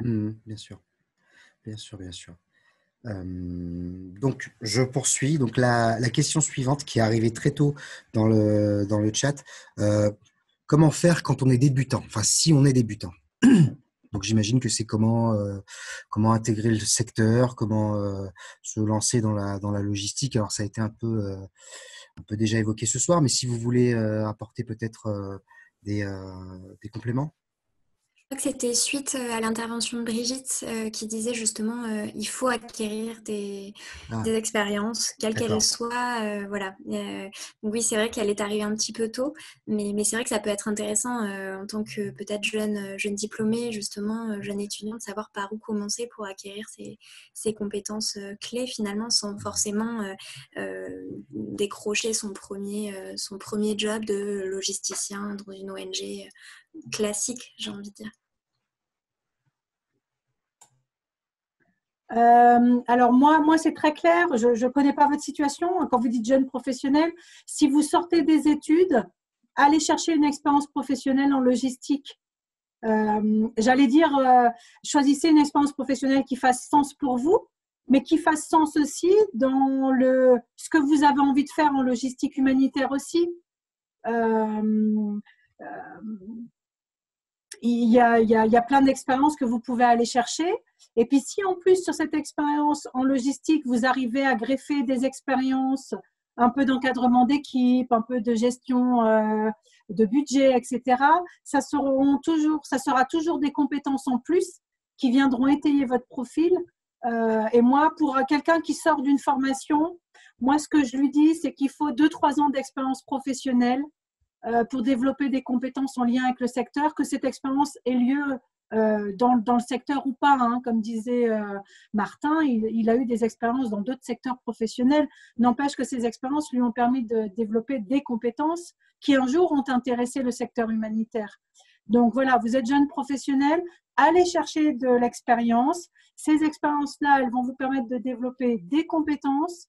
Mais si les compétences, après, elles sont bien maîtrisées et qu'elles correspondent aux attendus du secteur, moi, je ne me fais pas de soucis, vous trouverez votre porte d'entrée.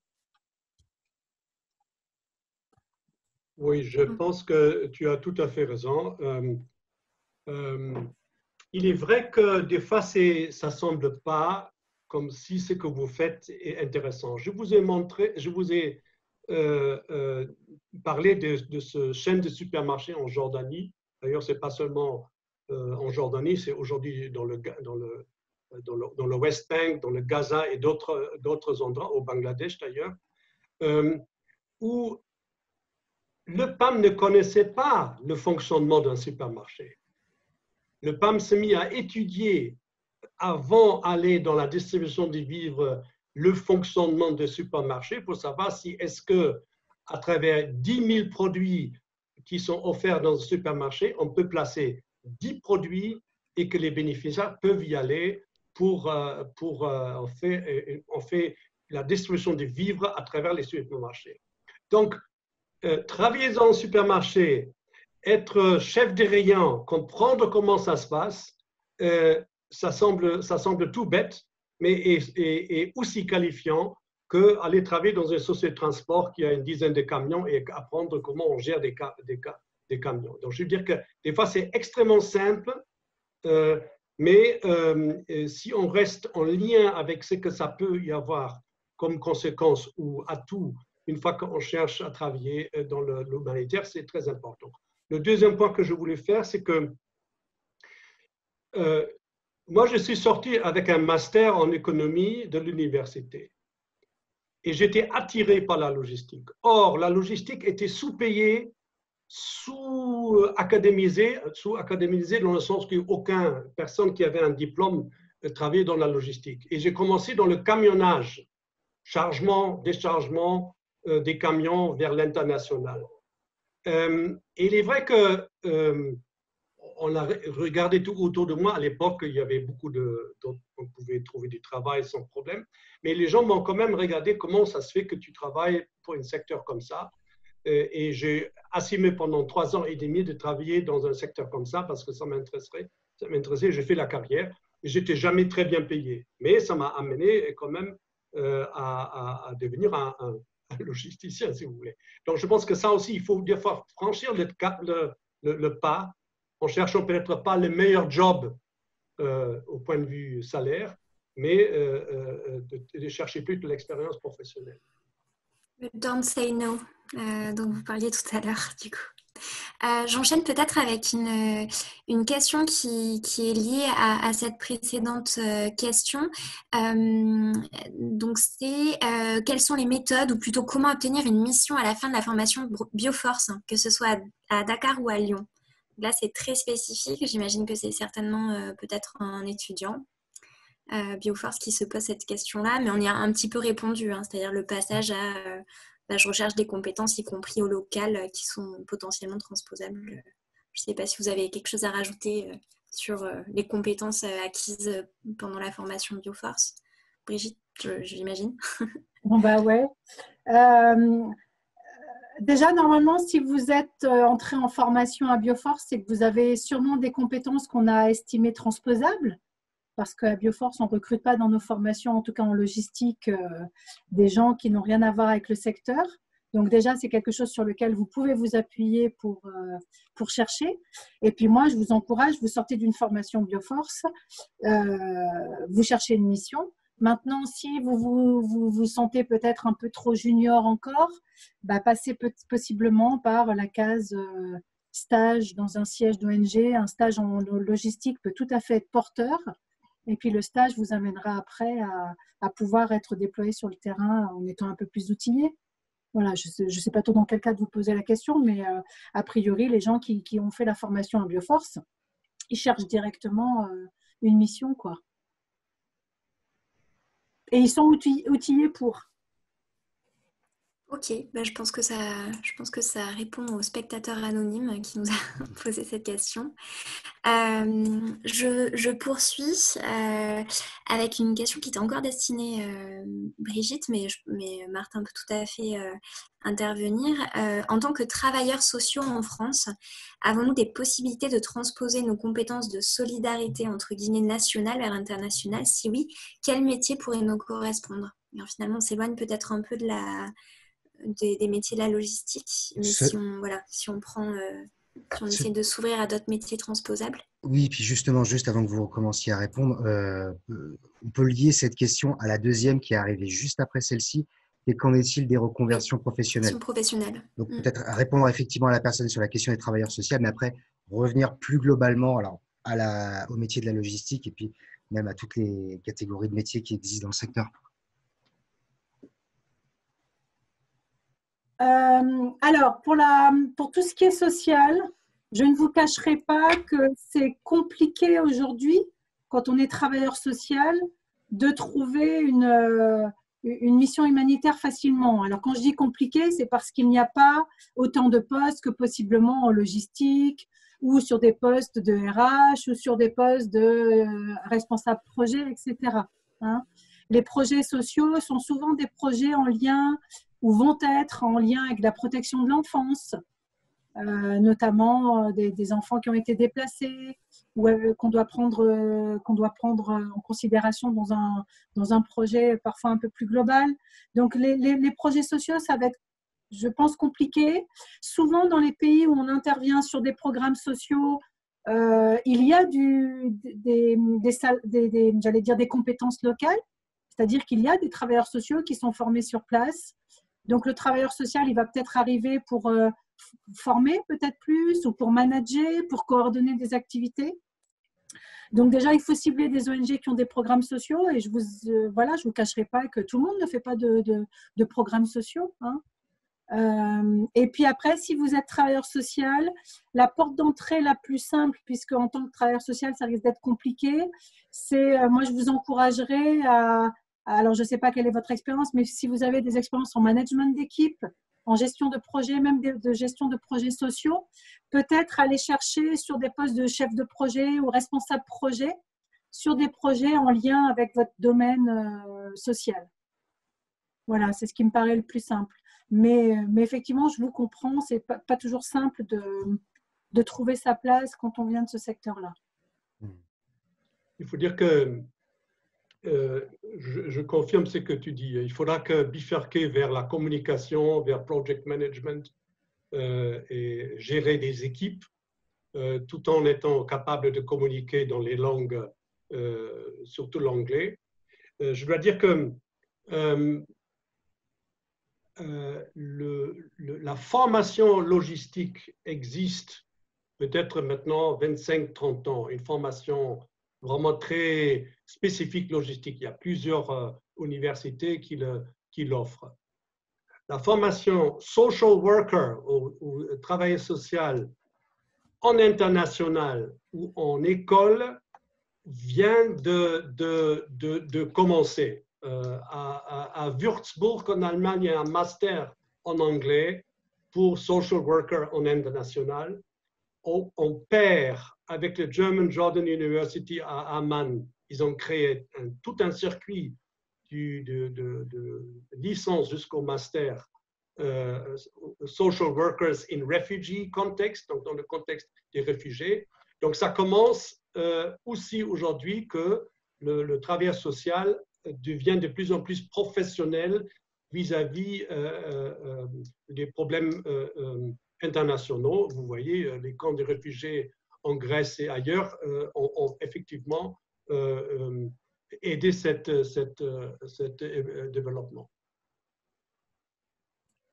Oui, c'est vrai, du coup, ça me permet de rebondir, mais c'est sûr que si vous êtes spécialisé dans un type de public spécifique, les demandeurs d'asile, les personnes déplacées, etc., je suis d'accord, j'y ai pas pensé sur le coup, mais effectivement, c'est quelque chose que je dis à chaque fois, en plus, ça doit être la fatigue du soir, mais effectivement, c'est quelque chose qui peut se transposer, et là, vous avez carrément des compétences qui vont nous intéresser.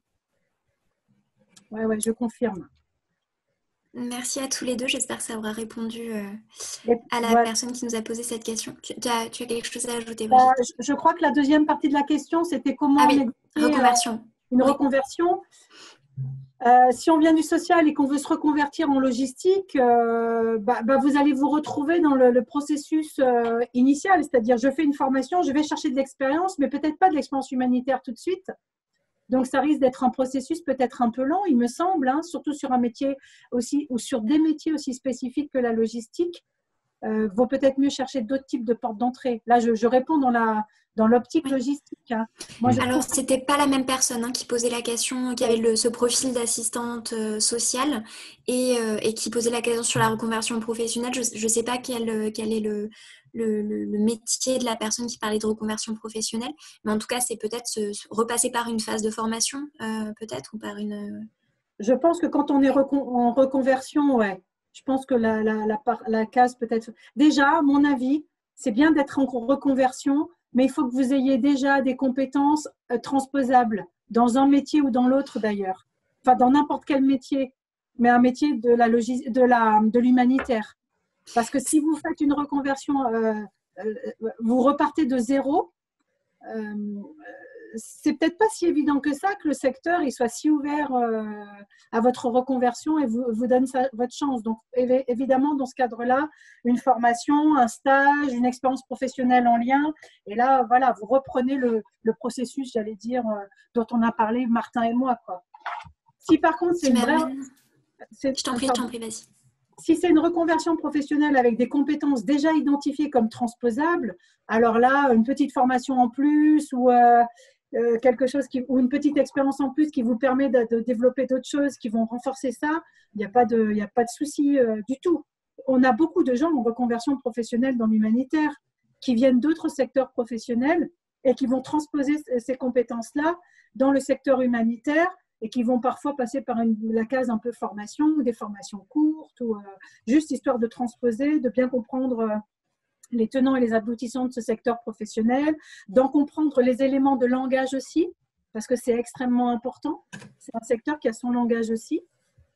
Et une fois que vous avez tout ça, hop, la reconversion, elle se fait. Et je te laisse dire ce que tu voulais dire, Non, Cécile. non, mais ça va totalement dans ton sens et c'était justement pour donner à cette personne la visibilité peut-être globale des métiers qui existent. On a fait le même Zoom métier, le même format, on va dire, de session d'information en mai et la vidéo est disponible sur la chaîne YouTube de la CSI. Donc voilà, si vous voulez justement, là, c'est vrai qu'on s'est concentré sur les métiers de la logistique, mais le Zoom qu'on a fait au mois de mai, toujours avec Brigitte, donner une vision plus globale en fait de tous ces métiers-là. Donc peut-être compte tenu de vos compétences et de l'orientation que vous voulez donner à votre carrière aujourd'hui, peut-être que ce Zoom-là pourra vous aider aussi. Voilà, je poursuis avec du coup une question qui est à cheval entre une question et un témoignage, ou en tout cas une remarque. Vous entendant évoquer le besoin de saisir à la volée les opportunités, j'aimerais savoir si les métiers liés à l'humanitaire, de par le dévouement qu'ils impliquent, ainsi que leurs pures conditions matérielles, telles que la nécessité de voyager, peuvent avoir une face plus sombre, plus dure en termes de vie de famille, par exemple. Merci à vous. Martin, je te laisse. Non, oui, Bilal, vous avez raison.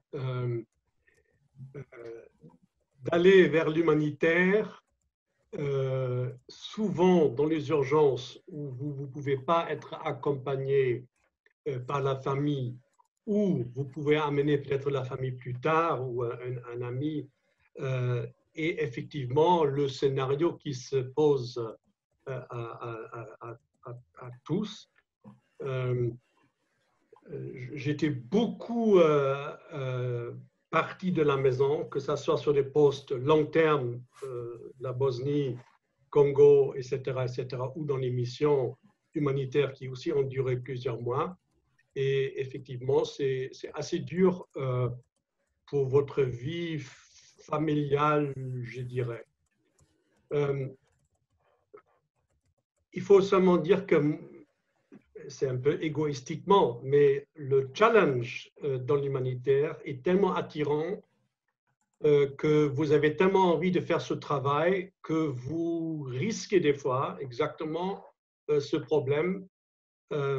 Et c'est peut-être un peu malheureux, mais il est vrai que vous êtes un peu, comment on dit, addicted. En anglais, on dit addicted, comme des reporters de guerre qui veulent absolument aller vers une guerre pour faire la belle photo. Vous êtes un peu celui qui veut aussi aller dans ces situations-là parce que ça vous plaît et ça vous donne un sens de la vie.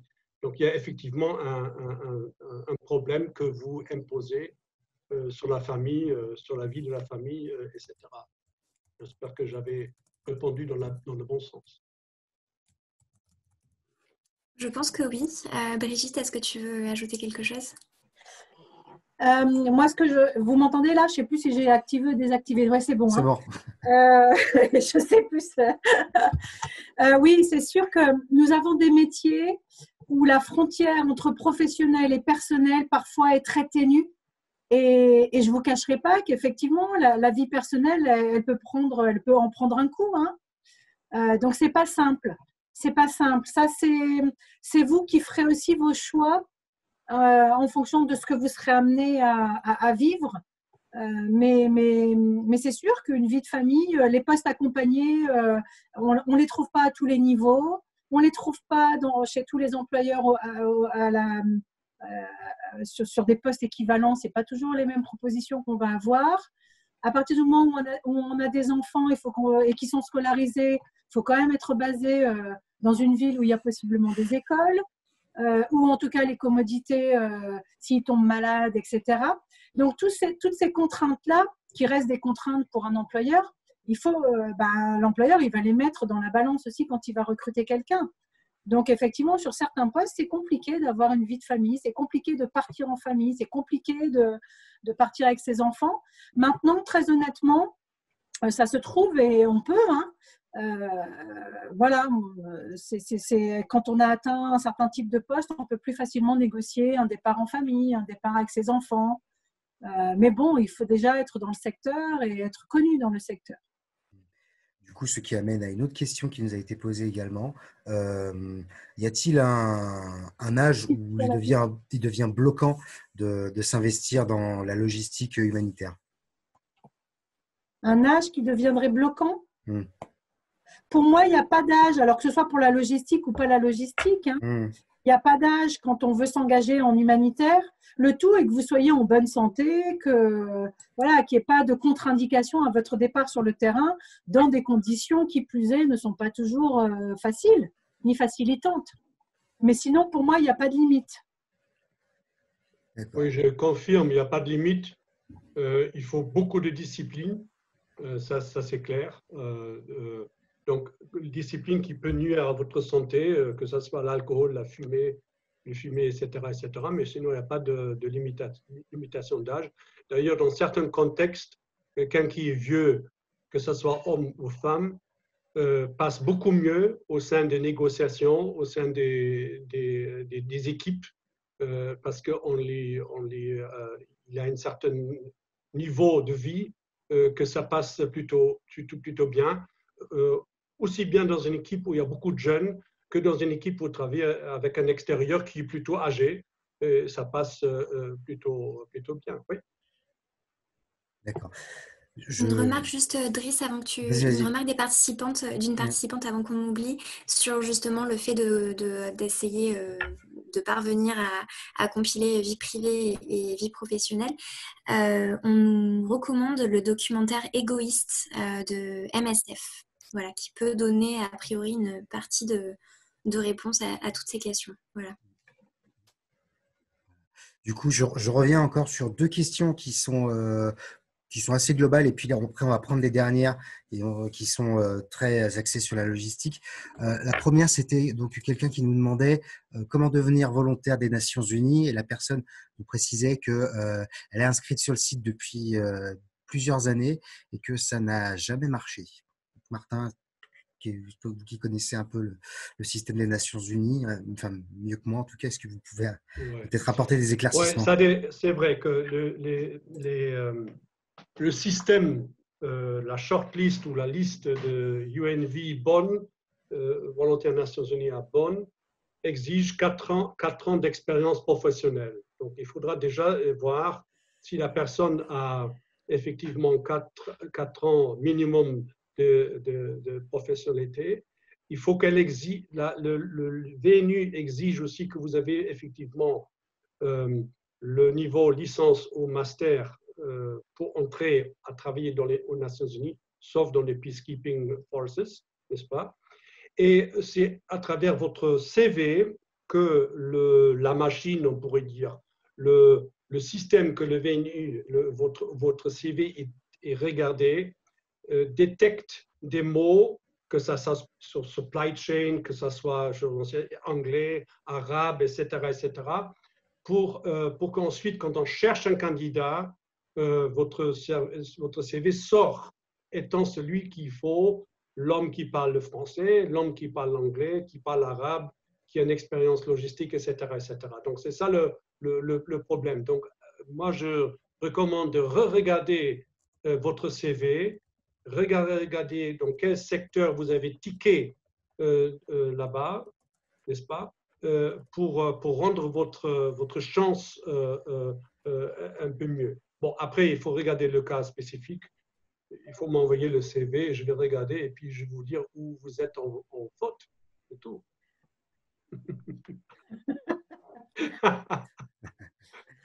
Très bien, merci pour cette réponse. Du coup, je reviens donc sur une autre question qui est en lien avec la professionnalisation. Alors, je la résume un petit peu, mais pensez-vous que la dynamique de professionnalisation pourrait, à terme, faire que le secteur humanitaire perdrait notamment par sa fonction humaine et sociale pour tendre vers alors, la personne a mis une quasi-science mécanique et froide? Est-ce qu'à force de pousser la professionnalisation… philosophique sur les pratiques de l'aide au sens large, mais en c'est résumé, plutôt la fin. Alors, en résumé, à force de pousser toujours plus loin la professionnalisation, est-ce que l'expertise ne risque pas de prendre le pas sur l'engagement, au point que le travail et l'action humanitaire perdent leur sens humain et leur caractère social. Si je peux répondre, il est vrai que la professionnalisation et aussi la largeur des programmes, là je parle du PAM, fait que vous êtes de moins en moins en contact avec des bénéficiaires. Vous pouvez vivre au milieu d'eux, mais vous voyez le vendeur de cacahuètes le soir quand vous rentrez à la maison, et ça c'est peut-être un bénéficiaire, mais vous ne le voyez plus. Donc il est vrai que il faut à tout moment, quand on est à des positions un peu élevées et surtout dans la coordination, se poser la question, est-ce que mon travail est un travail qui a un sens vers l'humanitaire? Est-ce que je confirme que ce que je fais est bon et va dans le bon sens? Donc il faut se vraiment rappeler de ça. Il est clair que celui qui travaille pour un ONG beaucoup plus grassroots, beaucoup plus bas dans le niveau du pays, dans le lot des opérations, il est chaque jour challengé avec le contexte humanitaire, même si c'est une grosse ONG avec laquelle il travaille, il ne peut pas s'empêcher de rester dans cette démarche humanitaire. D'accord. Très bien. Eh bien, merci Martin pour cette réponse. Une dernière question aussi sur l'aspect professionnalisation qui rejoint celle qui vient d'être posée, moins peut-être philosophique, mais l'humanitaire se professionnalisant, les opportunités volontaires de terrain deviennent plus rares. Avez-vous des recommandations, organisations, démarches, etc. pour gagner ce genre d'expérience en logistique ou autre? Je pense que vous aviez plus ou moins répondu déjà à cette question-là au fil des questions précédentes. Mais... Il est vrai que les occasions volontaires qui sont dans le relief web ou dans le Internet, etc., je ne sais pas s'il y en a moins. On a eu récemment un webinaire avec Driss où j'avais l'impression que c'était très, très bien organisé. Et puis, il y a des ONG, des VSI, etc., qui trouvent quand même des embauches. Mais il est aussi clair qu'il y a beaucoup de ONG, je viens suivre un séminaire seulement hier, qui ont des grands problèmes logistiques, qui cherchent des volontaires qui travaillent avec eux, que ce soit au Mali, au Burkina Faso, etc. Mais il est clair que quelqu'un qui s'engage en tant que volontaire, il faut qu'il amène ses 1 000 euros par mois pour pas tomber en fait, pour pas coûter de l'argent à cette ONG. Je dirais un peu comme ça. Mais je suis surpris d'entendre qu'on ne peut pas trouver des postes volontaires. Je ne le crois pas. Je peux en donner des adresses. Hein. En fait, pour rebondir là-dessus, c'est sur ce qui s'était dit pendant le précédent Zoom. Donc, Olivier Lagarde, le directeur du service de coopération développement, nous expliquait qu'en l'état actuel des choses, à cause des mesures de restriction de déplacement des personnes dû au Covid-19, c'est pas les opportunités de créer des missions qui manquent, mais c'est la difficulté de les monter, parce qu'il y a des difficultés de déplacement des volontaires, que ce soit des volontaires du Nord qui aillent au Sud, que ce soit des volontaires du Sud qui viennent au Nord ou Sud-Sud ou Nord-Nord, voilà, à cause des restrictions aux frontières. C'est plus ça qui coince en ce moment que, effectivement, comme vous dites, Martin, des opportunités. Le besoin est là. Le besoin est là, mais c'est l'impossibilité pour les gens de se déplacer d'un pays à l'autre qui pose problème pour le moment. Et je pense qu'en logistique, il y aura toujours des besoins. Ça, c'est quand même un des métiers où, a priori, moi, j'ai le moins d'inquiétude parce qu'on aura toujours besoin de logistique pour déployer nos activités dans les lieux d'intervention. Hein. Alors après, bien sûr, les portes d'entrée, il n'y en a pas, elles ne sont pas multiples, elles sont bien spécifiques. Même en logistique, on peut en demander des choses particulières, mais des portes d'entrée, il y en a.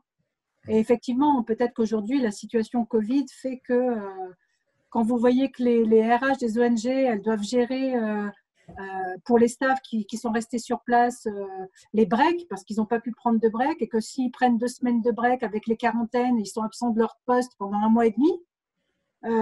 Voilà, les choix RH, ils sont faits pour essayer de prendre soin des équipes qui sont déjà sur place et puis après de déployer de nouvelles équipes, mais c'est compliqué. Et pour en revenir sur l'aspect humain, j'espère qu'on restera un secteur qui restera humain aussi là-dessus, sur comment on prend soin de nos équipes, comment on prend soin de nos collègues, comment on prend soin des gens quand on est en coordination et qu'on les manage, comment on reste humain là-dedans et comment on garde sa sensibilité. Mais ça, je crois il y a un choix effectivement de nos institutions et de nos employeurs, mais je crois qu'il faut aussi être militant, nous, à notre niveau, et porter cette humanité-là jusque dans les moindres détails de notre activité, parce qu'effectivement, comme disait Martin, on peut vite passer à côté de ce pourquoi on fait les choses, hein, parce qu'il y a tellement de choses à faire qu'on va turbiner, limite on arrivera jusqu'à un burn-out et qu'on se posera la question à un moment, mais de pourquoi j'ai fait tout ça. Donc à un moment, c'est à nous aussi d'être vigilants sur ok, je travaille pour des gens qui en ont besoin, je me donne aussi les moyens, même si je croule sous le travail, d'aller régulièrement les voir, d'aller participer à une distribution, d'aller voir comment se fait une séance de sensibilisation dans un camp ou ailleurs, d'aller voir ce que c'est que le projet d'adduction d'eau pour lequel, en tant que logisticien, j'ai contribué à l'achat de matériel. Ça, franchement, donnez-vous les moyens d'aller régulièrement trouver l'humanité là où elle se vit, au plus concret des choses, quoi. Merci Brigitte. Merci, on a un conseil justement sur ce sujet-là d'un spectateur, donc un ouvrage de Tony Waters, Bureaucratizing the Good Samaritan, The Limitation of Humanitarian Relief Operations. Donc on pourra vous donner les deux ressources qui nous ont été partagées ce soir. Et puis j'espère qu'on n'a rien oublié avec Driss. Il y avait différents canaux. On en a oublié une. Une toute dernière, et ce sera la question de la entre les mailles. Ouais. Mais du coup, j'en profite. Alors, je vais me permettre d'ajouter un élément à la question de la personne pour un peu boucler sur ce qu'on a dit précédemment. Comment peut-on faire de la logistique humanitaire tout en intégrant la notion de sûreté et de sécurité dans nos activités? Martin, est-ce que vous avez la réponse à cette question? Bon, comme vous le voyez, je suis une des générations qui n'était pas encore une victime de UNDSS, donc la sécurité imposée par les UN, même en travaillant dans les UN. Donc, je traversais des zones très compliquées. J'étais, pas prise en otage, mais tout ça. Donc, je connais encore la phase où on allait, comme il faisait Kouchner en Afghanistan, sans se soucier des frontières et des polices ou des militaires, n'est-ce pas? Mais il est vrai que c'est extrêmement nécessaire que nous avons cette couverture sécurité aussi dans l'opération, parce que ce qui se passe de plus en plus, et c'est pour ça, bon, ça c'est une des statistiques que je n'ai pas mis,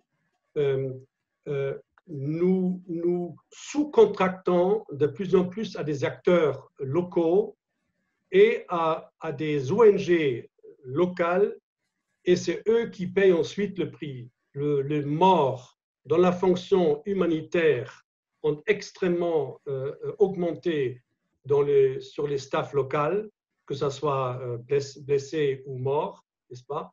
Et c'est de même un peu avec les intervenants que nous contractons en sous-contracté pour éviter d'être obligés de donner cette couverture sécuritaire, n'est-ce pas?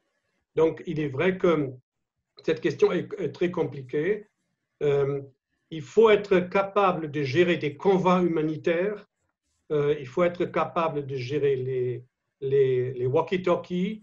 Et puis, il faut écouter les agents de sécuritaires qui vous disent de ne pas y aller, de rentrer les soirs avant que la nuit tombe, de ne pas traîner dans les bars ou les restos tard, etc., pour ne pas se mettre dans les problèmes et suivre vraiment les dispositions. Aux Nations Unies, on ne conduit plus, on ne conduit plus sur les terrains quand la nuit tombe. On rentre au bercail, n'est-ce pas? Donc, c'est une question un peu compliquée, mais ce n'est pas la peine de prendre des risques qui ensuite payent la vie, quoi. Mais bon, c'est un peu émotionnel là, parce que c'est difficile de se mettre dans la situation et comprendre. Mais chacun de nous qui a travaillé aux Nations Unies a fait des opérations très dangereuses et puis bon, certaines ne sont pas sorties. Ça est ça. Oui. Eh ben, merci beaucoup pour Merci. ce témoignage qui, voilà, à un moment donné aussi, c'est voilà, l'idée aussi avec ces Zooms, c'est effectivement d'informer, d'orienter sur les métiers humanitaires, mais c'est aussi, voilà, de vous présenter ce secteur tel qu'il est, avec effectivement ces bons aspects, ces aspects plus négatifs, mais l'idée c'est de vous donner une information la plus claire et la plus vraie possible. Transparente possible. Transparente, Oui. merci. Voilà, c'était exactement le bon mot. Donc encore une fois, merci Martin, parce que c'est aussi des choses qu'il est important de rappeler. Voilà. Donc, ce qui nous amène, eh bien, mesdames et messieurs, à la fin de notre Zoom métier. Je remercie chaleureusement Martin Olsen et Brigitte Louison d'avoir été avec nous et puis d'avoir pris le temps de répondre à toutes ces questions et d'avoir fait ces présentations. Et puis également, surtout, je tiens à vous remercier, vous, messieurs, dames, parce qu'on a dépassé les 2 heures, on a parlé très, très, très longuement. Avec beaucoup de questions, merci. Ouais. Oui. Oui, merci pour toutes vos questions. Donc, petit point avant que vous partiez. La présentation de ce soir vous sera transmise par mail. Oui, ça c'est toujours la chose importante à Nous dire. aussi, Oui, nous aussi, on a le droit à la présentation. Oui, toi aussi, tu auras droit. Je ne l'ai pas eu la dernière. Donc oui, la présentation sera partagée à l'intégralité des spectateurs. Donc j'ai noté par ailleurs, parce qu'il y a certaines personnes qui nous ont signifié qu'elles ne pouvaient pas rester jusqu'au bout. J'ai noté les noms. Donc voilà, ne vous inquiétez pas, tout le monde l'aura. Par ailleurs, pareil pour ceux qui n'ont pas pu rester jusqu'au bout ou ceux qui voudraient, qui ont dû à un moment donné se déconnecter et revenir, il y aura possibilité de voir le Zoom en replay sur la chaîne YouTube de la Cité de la Solidarité Internationale. Ça devrait être en ligne dans le courant de la semaine prochaine et de la même manière, vous en serez avisé par mail. Voilà, je pense que nous arrivons au bout. Je vais laisser aux autres le soin de dire un dernier mot pour clôturer et je vous souhaite une bonne soirée. Merci beaucoup. Merci à tous. Et je vous laisse la parole. Merci vraiment à tous les deux pour votre temps. Okay. Bon, merci. Bon, merci beaucoup pour la collaboration, Brigitte et Driss. Je crois qu'on a pu quand même informer un peu ceux qui cherchent à vouloir travailler dans l'humanitaire. S'il y a d'autres questions, je suis disponible à y répondre. Merci beaucoup. Et moi aussi, je vous remercie. Martin, on refait un Zoom comme ça quand tu veux. Hein. Et merci à vous de nous avoir suivis parce que finalement, vous êtes restés quasiment tous jusqu'à la fin. Je regardais un peu le taux de fréquentation là. Donc, j'espère vraiment qu'on vous a donné des éléments et des informations qui vous permettront d'avancer dans vos projets professionnels respectifs, quels qu'ils soient d'ailleurs. Je vous encourage effectivement à aller chercher de l'information sur les autres Zooms ou voilà, aller regarder aussi sur les sites d'emploi pour voir un petit peu ce qui se passe aussi dans l'activité humanitaire de façon à vous informer sur ce secteur. Et en tout cas, moi, je vous souhaite de trouver la place qui sera la vôtre et qui vous correspondra, qui vous permettra aussi de vous épanouir dans ce secteur-là.